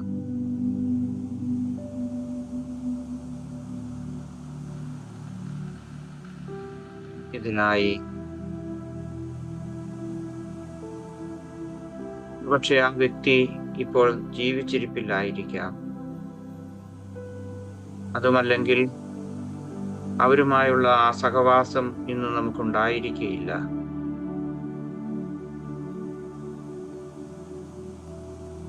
എന്നിരുന്നാലും നമ്മുടെ പൂർവകാല അനുഭവങ്ങൾ നമുക്ക് നൽകുന്ന ഭയം, സുരക്ഷിതത്വക്കുറവ് അല്ലെങ്കിൽ അരക്ഷിതാവസ്ഥ ഇവയെ അകറ്റുവാൻ നമ്മുടെ മനസ്സിൽ ദൃഢമായി ഏതാനും മന്ത്രങ്ങൾ ആവർത്തിച്ചുറപ്പിക്കേണ്ടതുണ്ട്. ഇതിനായി നമ്മളുടെ ശരീരത്തെയും മനസ്സിനെയും നമുക്ക് ആദ്യം ഒരുക്കണം. നിങ്ങളിരിക്കുന്ന ആ മുറി, നിങ്ങളുടെ ശരീരം അല്ലെങ്കിൽ നിങ്ങളുടെ കാലുകൾ തറയിൽ ഉറച്ചിരിക്കുന്നതിൻ്റെ ആ ദൃഢത നിങ്ങളിപ്പോൾ അനുഭവിക്കുക. ഈ ചുറ്റുപാടിൽ ഞാൻ സുരക്ഷിതനാണ് അല്ലെങ്കിൽ സുരക്ഷിതയാണെന്ന് നമുക്ക് നമ്മുടെ മനസ്സിൽ ഏറ്റു പറയാം.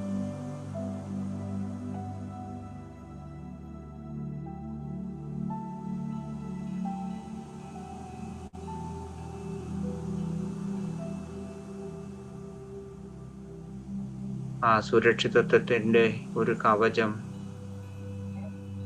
നമ്മളുടെ ശാരീരികമായ അവബോധത്തിലും മാനസികമായ ആ അവബോധത്തിലും നമുക്ക് ഉറപ്പിക്കാം. വീണ്ടും നിങ്ങൾക്ക് ഇഷ്ടമുള്ള രീതിയിൽ ഞാനിപ്പോൾ സുരക്ഷിതനാണ് അല്ലെങ്കിൽ സുരക്ഷിതയാണ് എന്നുള്ള ആ വാചകം മനസ്സിൽ ഏറ്റുപറയാം.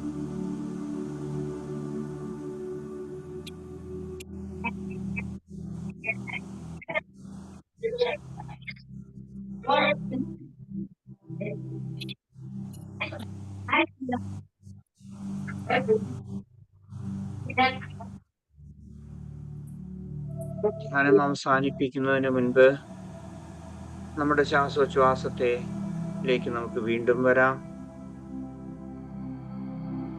പൂർണ്ണമായ ശ്വാസോച്ഛ്വാസം ശാന്തമായ രീതിയിൽ അനുഭവിക്കുന്നതായി അതേക്കുറിച്ചുള്ള അവബോധം നമുക്ക് വീണ്ടെടുക്കാം. നമ്മൾ ഇരിക്കുന്ന മുറിയെക്കുറിച്ച്, അതുപോലെ നമ്മുടെ ചുറ്റുപാടുകളെ കുറിച്ചുള്ള അവബോധം നമുക്ക് വീണ്ടെടുക്കാം.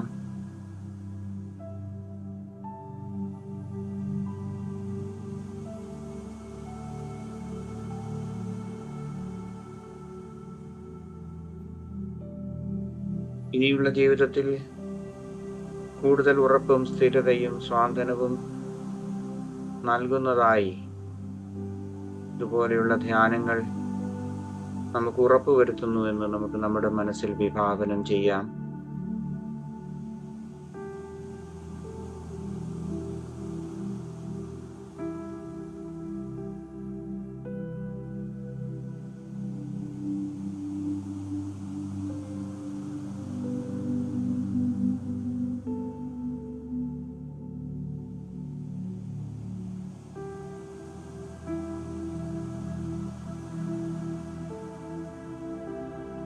നിമിഷം സമാധാനം പ്രാപിക്കുവാനും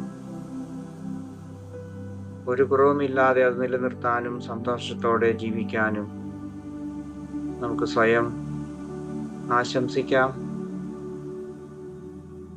ഈ ധ്യാനത്തിന് ഇത്രയും സമയം നിങ്ങൾക്ക് വേണ്ടി നിങ്ങൾ ചിലവഴിച്ചതിനെ കുറിച്ച് നിങ്ങൾക്ക് നന്ദി പ്രകടിപ്പിക്കാം.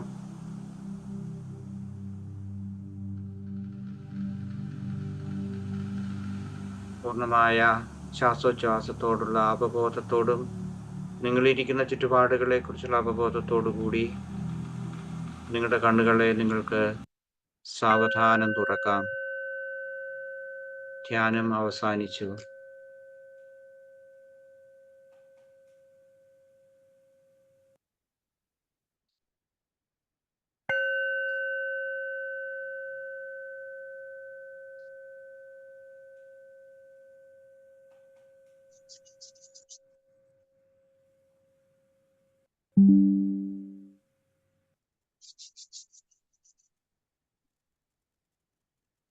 Okay.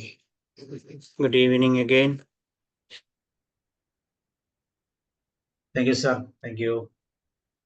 ഓക്കെ, ഇനി എന്തെങ്കിലും ടോപ്പിക്കുമായി ബന്ധപ്പെട്ട് കൂടുതൽ ഷെയർ ചെയ്യാനുണ്ടെങ്കിൽ ഷെയർ ചെയ്യാം.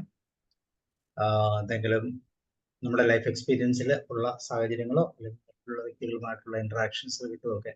റോയ് സാർ പറഞ്ഞല്ലോ.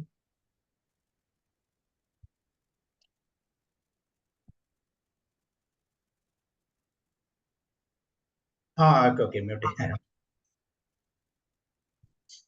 Okay sir.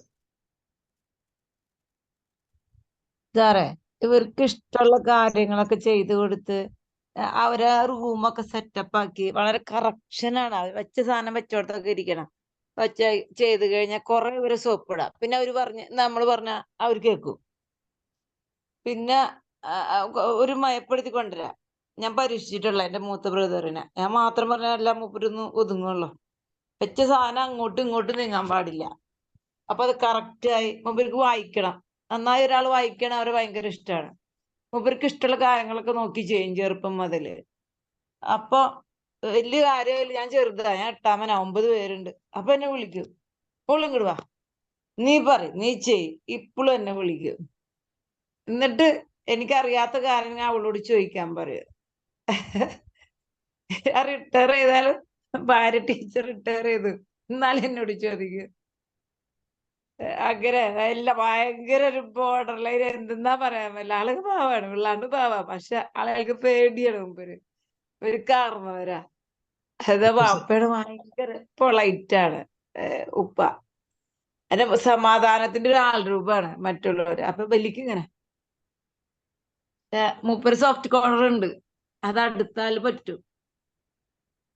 അപ്പൊ അങ്ങനെയൊക്കെ തന്നെ പറ്റും. അപ്പൊ ഇത്ത പറയും, ഞാൻ പറഞ്ഞ കേൾക്കില്ല, എനിക്ക് കുറച്ച് കഷ്ടപ്പാടാണ്. അങ്ങനെയൊക്കെ സാറേ, താങ്ക് യു. എന്റെ ക്ലാസ് കുറച്ച് പോയത് നല്ല മെഡിറ്റേഷൻ, നല്ല ക്ലാസ്. Okay, thank you. എനിക്കിതേ കുറിച്ച് പറയാനുള്ളത്, ഒരു നാർസിസിസ്റ്റിക് ആയിട്ടുള്ള ഒരു വ്യക്തി എല്ലാവരോടും ഒരേ രീതിയിലല്ല പെരുമാറുന്നത്. ഇപ്പൊ ഞാനിന്ന് മാതാപിതാക്കളെ കുറിച്ചാണ് പറഞ്ഞത്. എല്ലാ മക്കളോടും അവരങ്ങനെ ആയിരിക്കുകയല്ല പെരുമാറുന്നത്. കാരണം അവർക്ക് 2 മക്കളുണ്ടെങ്കിൽ അല്ലെ 3 മക്കളുണ്ടെങ്കിൽ അവർ വ്യത്യസ്തപ്പെട്ട രീതിയിലായിരിക്കും. ചിലരെ അവർ കൂടുതൽ സ്നേഹിക്കും, ലാളിക്കും, അവർ പറയുന്നതൊക്കെ ചെയ്തു കൊടുക്കും. പക്ഷെ ചിലപ്പോൾ 1-2 പേരോട് അവർ മോശമായിട്ടായിരിക്കും പെരുമാറുന്നത്, അല്ലെങ്കിൽ ഒരു വ്യക്തിയോടായിരിക്കും. ഇത് തന്നെയാണ് ജോലി സ്ഥലങ്ങളിൽ, എവിടെയാണെങ്കിലും, രാഷ്ട്രീയത്തിലോ അല്ലെങ്കിൽ മറ്റേ ഏത് സ്ഥലത്തും ഇങ്ങനെയുള്ള ഇത് അവരെല്ലാവരോടും ഇതുപോലെ കാണിക്കണമെന്നില്ല. അപ്പൊ വ്യത്യസ്തപ്പെട്ട രീതിയിലുള്ള പെരുമാറ്റങ്ങളായിരിക്കും ഇവർ ചെയ്യുന്നത്. അതുകൊണ്ട് നമുക്കിതിനെ ഒന്ന് ജനറലൈസ് ചെയ്യാൻ പറ്റില്ല. അവർക്ക് ചില ഇഷ്ടങ്ങളും അനിഷ്ടങ്ങളും അനുസരിച്ച് അവരത് ആ രീതിയിൽ പെരുമാറും. ഓക്കെ, എനിക്ക് ഇത്രേ പറയാനുള്ളൂ. ഓക്കെ, റോയ് സാർ എന്തോ പറയാൻ നോക്കുന്നുണ്ട്, പറഞ്ഞോളൂ സാർ. സാറേ, സെയിം തിങ് അല്ലേ നാർസിസ്റ്റിക് ആയിട്ടുള്ള പേരന്റിനോട് പറയുന്ന പോലെ തന്നെയല്ലേ മക്കളോടും പറയേണ്ടത്? സെയിം അല്ലേ അങ്ങോട്ടും ഇങ്ങോട്ടും? തീർച്ചയായിട്ടും അങ്ങനെയല്ലേ? അതെ അതെ. അപ്പോ ഈ സാറ് പറയുന്ന ഈ ഇനിയോഗ്രാമിൽ ഈ പെർഫെക്ഷനിസ്റ്റ് എന്ന് പറയുന്ന ഒരു ഭാഗമാണ് ഇതിനകത്ത് സ്ട്രൈക്ക് ചെയ്യുന്നത്. അത് നമുക്ക് പിന്നെ ഡീൽ ചെയ്യാൻ തോന്നുന്നു, പെർഫെക്ഷനിസ്റ്റിനെ. പക്ഷേ ഇനിയോ ഇത് ഡീൽ ചെയ്യാൻ കുറെ ഞാനിപ്പോൾ മാഡം പറഞ്ഞതുപോലെ ഒരു കാര്യം കറക്റ്റാണ്, കുറേയൊക്കെ നമ്മൾ അവരോട് അഡ്ജസ്റ്റ് ചെയ്ത് പോകുന്നു എങ്കിൽ പിന്നെ എന്തെങ്കിലുമൊക്കെ നമ്മൾ ചെയ്താൽ, അതിനൊരു എക്സ്ക്യൂസ് ഒക്കെ കൊടുത്താൽ ആക്സെപ്റ്റ് ചെയ്യും. അത് അതിനകത്തുള്ളൊരു കാര്യങ്ങളുണ്ട്. അപ്പോൾ അയാളുടെ കൂടെ നിൽക്കുകയും അതിനെ അപ്രീഷിയേറ്റ് ചെയ്യുകയും ചെയ്യുമ്പോൾ അദ്ദേഹവുമായിട്ടൊരു നല്ല റിലേഷൻ മെയിൻറ്റെയിൻ ചെയ്യാൻ പറ്റും. അപ്പോൾ അത്യാവശ്യം ചില കാര്യങ്ങൾ അദ്ദേഹത്തെ ഡിപ്പെൻഡ് ചെയ്യാൻ പറ്റാതെ വരുന്ന അവസരത്തിൽ ചെയ്തിട്ട് ഒരു സോറി പറഞ്ഞാൽ അങ്ങേരെ വലിയ കുഴപ്പമില്ല അഡ്ജസ്റ്റ് ചെയ്യും. ഇതാണ് പ്രാക്ടിക്കൽ ആക്കാവുന്ന ഒരു കാര്യമായിട്ട് ഞാൻ മനസ്സിലാക്കിയിട്ടുള്ള ഒരു കാര്യമാണ്. പിന്നെ സാറ് ഈ പറയുന്ന കാര്യങ്ങൾ ഈ ആത്മാരാധകരായിട്ടുള്ള ആൾക്കാർ പോപ്പുലേഷനിൽ ഒരു നല്ലൊരു പോപ്പുലേഷൻ ഉണ്ടെന്നാണ് എൻ്റെ ഒരു ധാരണ. ഒന്നും രണ്ടും പേരൊന്നും അല്ല. പക്ഷെ അതെല്ലാം വളരെയധികം വ്യത്യസ്തരാണ് ഈ കാര്യത്തിലൊക്കെ എന്നേ ഉള്ളൂ. എല്ലാവരോടും സാർ പറഞ്ഞ പോലെ എല്ലാവരോടും ഒന്നും അല്ല, ചില കാര്യങ്ങൾ ചില ആൾക്കാരോട് പറയുന്നതായിരിക്കും. നമ്മുടെ അടുത്ത് ഈയിടെ ഒരു നാർസിസ്റ്റ് ഉണ്ടായിരുന്നു. അദ്ദേഹം മക്കളും ഒന്നുമായിട്ട് അഡ്ജസ്റ്റ് ചെയ്ത് പോയില്ല. തൊട്ടതിലൊക്കെ ഈ അടുത്ത അവരൊക്കെ പോവുള്ളൂ, അവിടെ കൂടെ നിൽക്കത്തില്ല എന്ന് പറഞ്ഞാൽ അങ്ങനെ പറഞ്ഞോണ്ട് കേൾക്കണം. അവസാനം അത് അങ്ങനെ ഒരു ഇത് വന്ന് അദ്ദേഹം മരിച്ചു കിടന്നു. വീട്ടിൽ നാറ്റം വന്നപ്പോഴേ ആട്ടുകാരായിരുന്നു. തൊട്ടതിലൊക്കെ. അപ്പോൾ അവരൊക്കെ ഭാര്യയൊക്കെ വല്ലപ്പോഴും വരുന്നത് അത് കടിച്ചു വാരി ഇടുകയോ മറ്റൊക്കെ ചെയ്യും. മക്കളുടെ അടുത്തൊക്കെ പോയി നിൽക്കുവാണ്. അപ്പോൾ ഒരു വന്നപ്പോൾ പിന്നെ നാട്ടുകാരുടെ അടുക്ക പറഞ്ഞു ഞങ്ങൾ ആ മറ്റേ ധ്യാനത്തിന് പോയായിരുന്നു, അതാണ് ഇതാണെന്നൊക്കെ പറഞ്ഞു. പക്ഷേ ഈ സംഭവം ഇതായിരുന്നു, ആരും അടുക്കില്ല അയാളോട്. കുറേയൊക്കെ മദ്യപിക്കുകയും കൂടി ചെയ്താൽ പറയുകയും വേണ്ട. അപ്പം ആ രീതിയിലുള്ള ഒരു ലൈഫായിരുന്നു. എന്ത് കാര്യം ചെയ്താലും, സാമ്പത്തിക കാര്യമായാലും ഫിനാൻഷ്യൽ കാര്യമായാലും എന്ത് കാര്യമായാലും അയാൾക്ക് തോന്നുന്ന പോലെ അയാൾ ചെയ്യുള്ളൂ. വീട്ടിലുള്ളവർ പറഞ്ഞാൽ കേൾക്കത്തില്ല. അപ്പം ആ രീതിയിൽ പോകുന്നത്. അപ്പം അങ്ങനെ വന്നു കഴിഞ്ഞാൽ കുറേയൊക്കെ അഡ്ജസ്റ്റ് ചെയ്ത് നിൽക്കാൻ പറ്റിയായിരുന്നു എങ്കിൽ വ്യത്യാസം വന്നേനെ. പക്ഷേ ആരും അഡ്ജസ്റ്റ് ചെയ്യാതെ മാറി നിന്നളഞ്ഞു. അതിനുള്ള സാഹചര്യം മക്കൾക്കും ഒക്കെ ഉണ്ടായിപ്പോയി.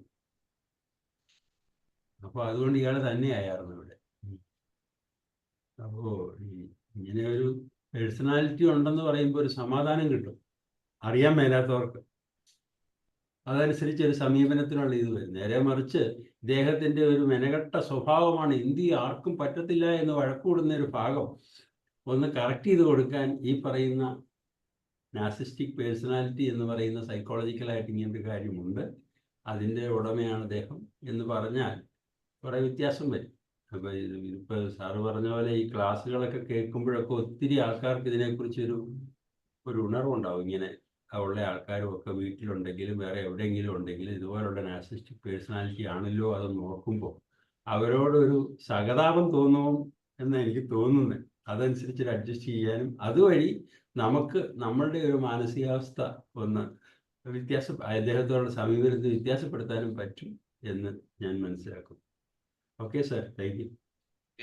എനിക്ക് അതേക്കുറിച്ച് പറയാനുള്ള ഇപ്പൊ ഈ ക്ലാസ് നമ്മൾ അല്ലെങ്കിൽ ഇതിനു മുമ്പുള്ള ക്ലാസ് ഒരു നാർസിസിസ്റ്റിക് ആയിട്ടുള്ള ഒരു വ്യക്തി കേൾക്കാൻ വേണ്ടി ഏതെങ്കിലും അവസരം വീട്ടുകാരോ സുഹൃത്തുക്കളോ കൊടുത്താൽ അവരത് കേൾക്കുകയില്ല. കാരണം അവരെ കുറിച്ച് തന്നെ ഒരു റിവീലിംഗ് വരുന്നു എന്ന് കാണുമ്പോഴേക്കും അവരത് നിർത്തുക. എന്നിട്ട് പറയും, അല്ലെങ്കിൽ ഇപ്പൊ ഒരു പുസ്തകം വാങ്ങിച്ചു കൊടുക്കാന്ന് വിചാരിച്ചു, അപ്പോൾ അവർ പറയും നോൺസെൻസ്. ഞാൻ പുസ്തകം വാങ്ങിച്ചു കൊടുത്തിട്ടില്ല. ഇതുപോലെയുള്ള ബന്ധപ്പെട്ട ചില കാര്യങ്ങളിൽ പലപ്പോഴും ഇങ്ങനെ സംസാരിക്കാനൊക്കെ ഇടപെടുന്നിട്ടുണ്ട്. ചിലർക്ക് ഞാൻ വേറൊരു സാഹചര്യത്തിൽ പുസ്തകങ്ങളൊക്കെ വാങ്ങിച്ചു കൊടുത്തിട്ടൊക്കെ ഉണ്ട്. ഞാൻ നേരിട്ട് കൊടുക്കല്ല ചെയ്ത്, സുഹൃത്ത് വഴി കൊടുത്തിട്ടുണ്ട്. പക്ഷെ അവരന്നേരത്തെ അത് വായിച്ചു കഴിഞ്ഞാൽ, ഉദാഹരണമായ അതിന്റെ ഒരു സംഭവം ഇതാണ്.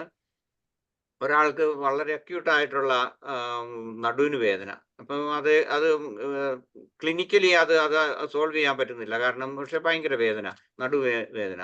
അപ്പൊ ഇതാണ് എന്നാൽ അവർ കുറച്ചുകൂടെ കോൺഷ്യസ് ആകട്ടെ എന്ന് കരുതി, അല്ലെങ്കിൽ സൈക്കോസൊമാറ്റിക് ആയിട്ടുള്ള ഒരു കാരണമാണെന്ന് അറിയാൻ വേണ്ടി അതിന്റെ ആമുഖം വായിച്ചു കഴിഞ്ഞപ്പോഴത്തേക്കും അവർ പറഞ്ഞു, no, I don't want to read. കാരണം ഇയാൾ പറയുന്നത്, ഈ ഓതർ പറയുന്നത് ഇതൊരു സൈക്കോസൊമാറ്റിക് ഡിസീസ് ആണെന്നാ, എനിക്ക് അങ്ങനെയൊരു പ്രശ്നമില്ല എന്ന് പറഞ്ഞു.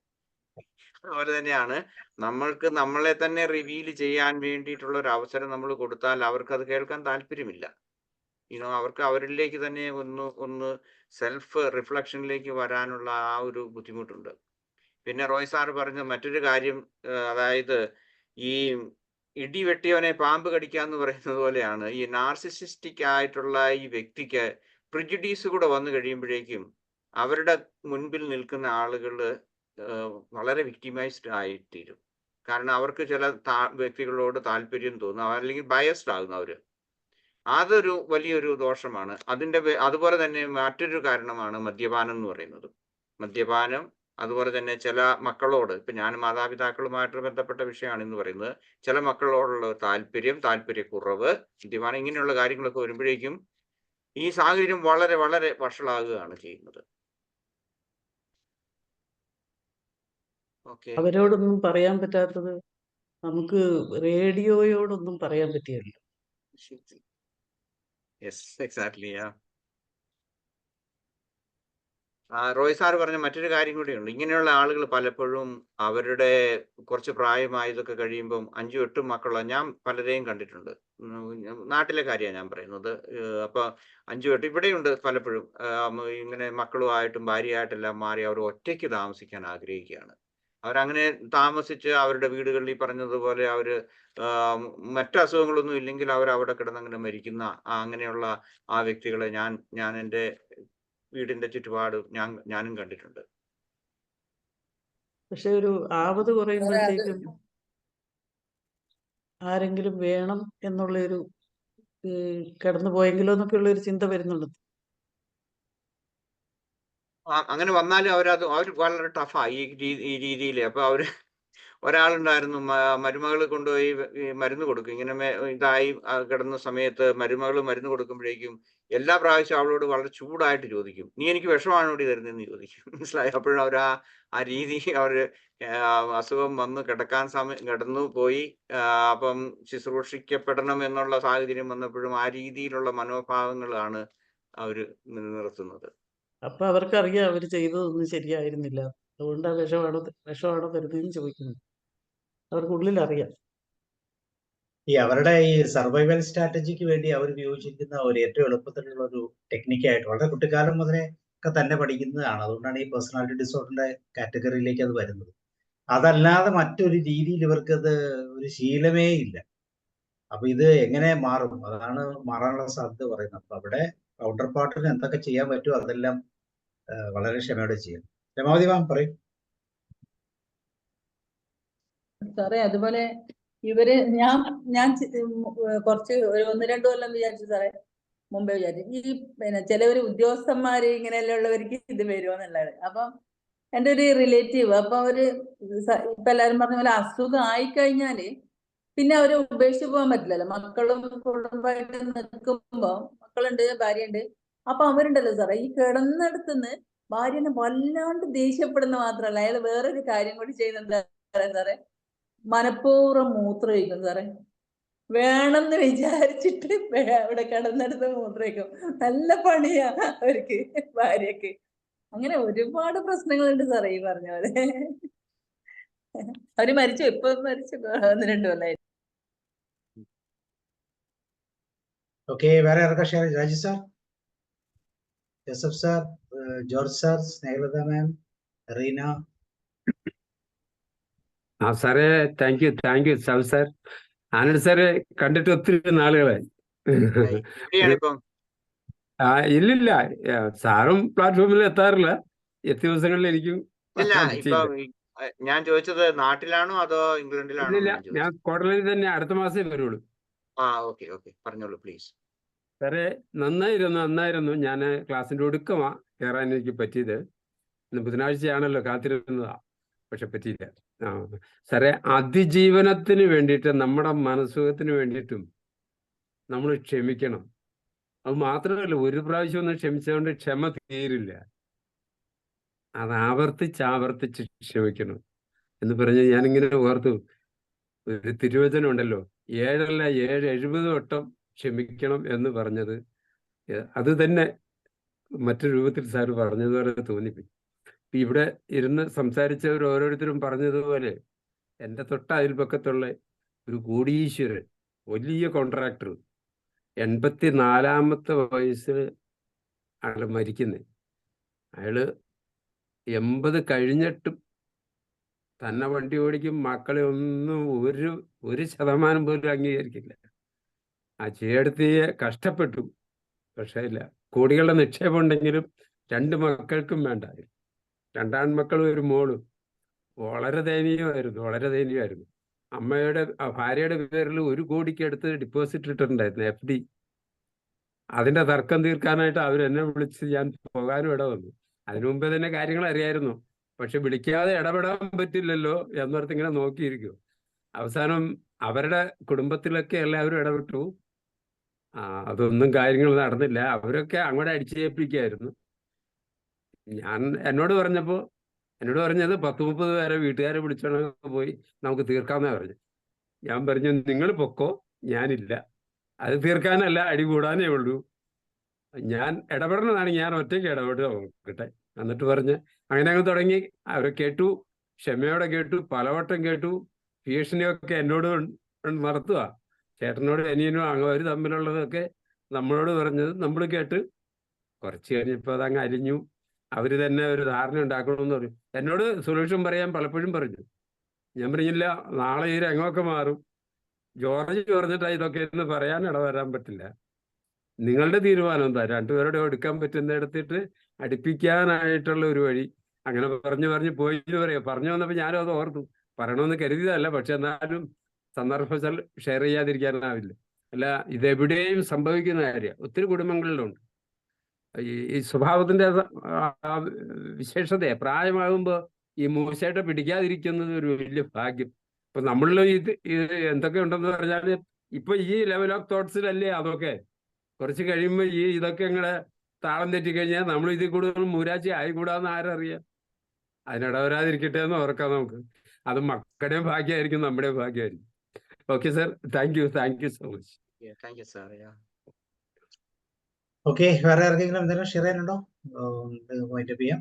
ഓക്കെ, രാജേഷ് സാർ ഇല്ല, മറീന, ജാക്സൺ, സ്നേഹലത മാം. ഓക്കെ, നാളെ നമുക്ക് ഹോളിസ്റ്റിക് ഹെൽത്തിന്റെ അടുത്ത ഒരു സെഷൻ നമുക്ക് നോക്കാം. സോ ആന്റണി സാർ ഒരിക്കൽ കൂടി അടുത്ത നെക്സ്റ്റ് വീക്കിൽ നമുക്ക് ഇതിന്റെ മറ്റൊരു പാർട്ട് അല്ലെ, പാർട്ട്ണർ ബേസ്ഡ് ആയിട്ടോ. ഞാൻ മിക്കവാറും പാർട്ട്ണറിനെ കുറിച്ചൊന്ന് പറയാം. ഭാര്യയാകാം, ഭർത്താവാകാം. കൂടുതലും ഭർത്താവിന് ഇത് കൊടുക്കാം. ക്ലാസ് ഒരുങ്ങാൻ തുടങ്ങിയിട്ടില്ല. പക്ഷെ ഒരുപക്ഷെ ഏറ്റവും പ്രാധാന്യമുള്ള ഒരു ക്ലാസ് അതായിരിക്കും. കാരണം സാധാരണ കേസിൽ സംഭവിക്കുന്ന ഒരു കാര്യം. നമ്മൾ ഇതിനെ ഒന്ന് ചേഞ്ച് ചെയ്യണമെന്ന് വിചാരിച്ചാൽ പോലും നമ്മൾ ഈ കൗണ്ടർ പാർട്ടി അല്ലെങ്കിൽ ഈ പാർട്ടി യഥാർത്ഥത്തിലുള്ള വ്യക്തിയുടെ ഓപ്പോസിറ്റ് നിൽക്കുന്ന പാർട്ട്ണർക്ക് ഇത് മാനേജ് ചെയ്യാനുള്ള ഒരു കപ്പാസിറ്റി നഷ്ടപ്പെട്ടു പോകുന്നതാണ് കാലക്രമത്തിൽ. അവരെ ക്ലാസ്സിൽ ഇരുത്താൻ പറ്റിയാ നല്ലതായിരുന്നു അല്ലേ സാറ്? അല്ല, അവര് കേൾക്കേണ്ടവര് ഇതെല്ലാം നമ്മൾ ഉണ്ടാക്കി ഇടുകയല്ലേ, വേണ്ടവര് കേട്ടോളൂ. നമ്മളിപ്പോ കൊണ്ട് പറ്റത്തില്ല. ഇതിനകത്ത് ഒരു സെൽഫ് ചേഞ്ച് ആണ് അത്യാവശ്യം. ആ വ്യക്തി മാറുന്നില്ലെങ്കിൽ നമ്മൾ മാറണം. മാറാനുള്ള സാഹചര്യങ്ങൾ ഉണ്ടാക്കണം. ഇതിനാണ് ജോർജ് സാർ പറഞ്ഞ പേഷ്യൻസ് ആവശ്യം വരുന്നത്. വളരെ വൈദഗ്ധ്യത്തോടു കൂടി പെരുമാറാനും ശ്രദ്ധിക്കാനും ആവശ്യമില്ലാത്തടത്തൊക്കെ ഇടപെടാതിരിക്കാനും ഉള്ള ഒരു കഴിവ് അല്ലെ, അതുണ്ടായി വരിക. Okay, sir. Thank you very much. Okay then. Yeah, have a nice evening and good night. Yeah. Okay. Bye. Bye.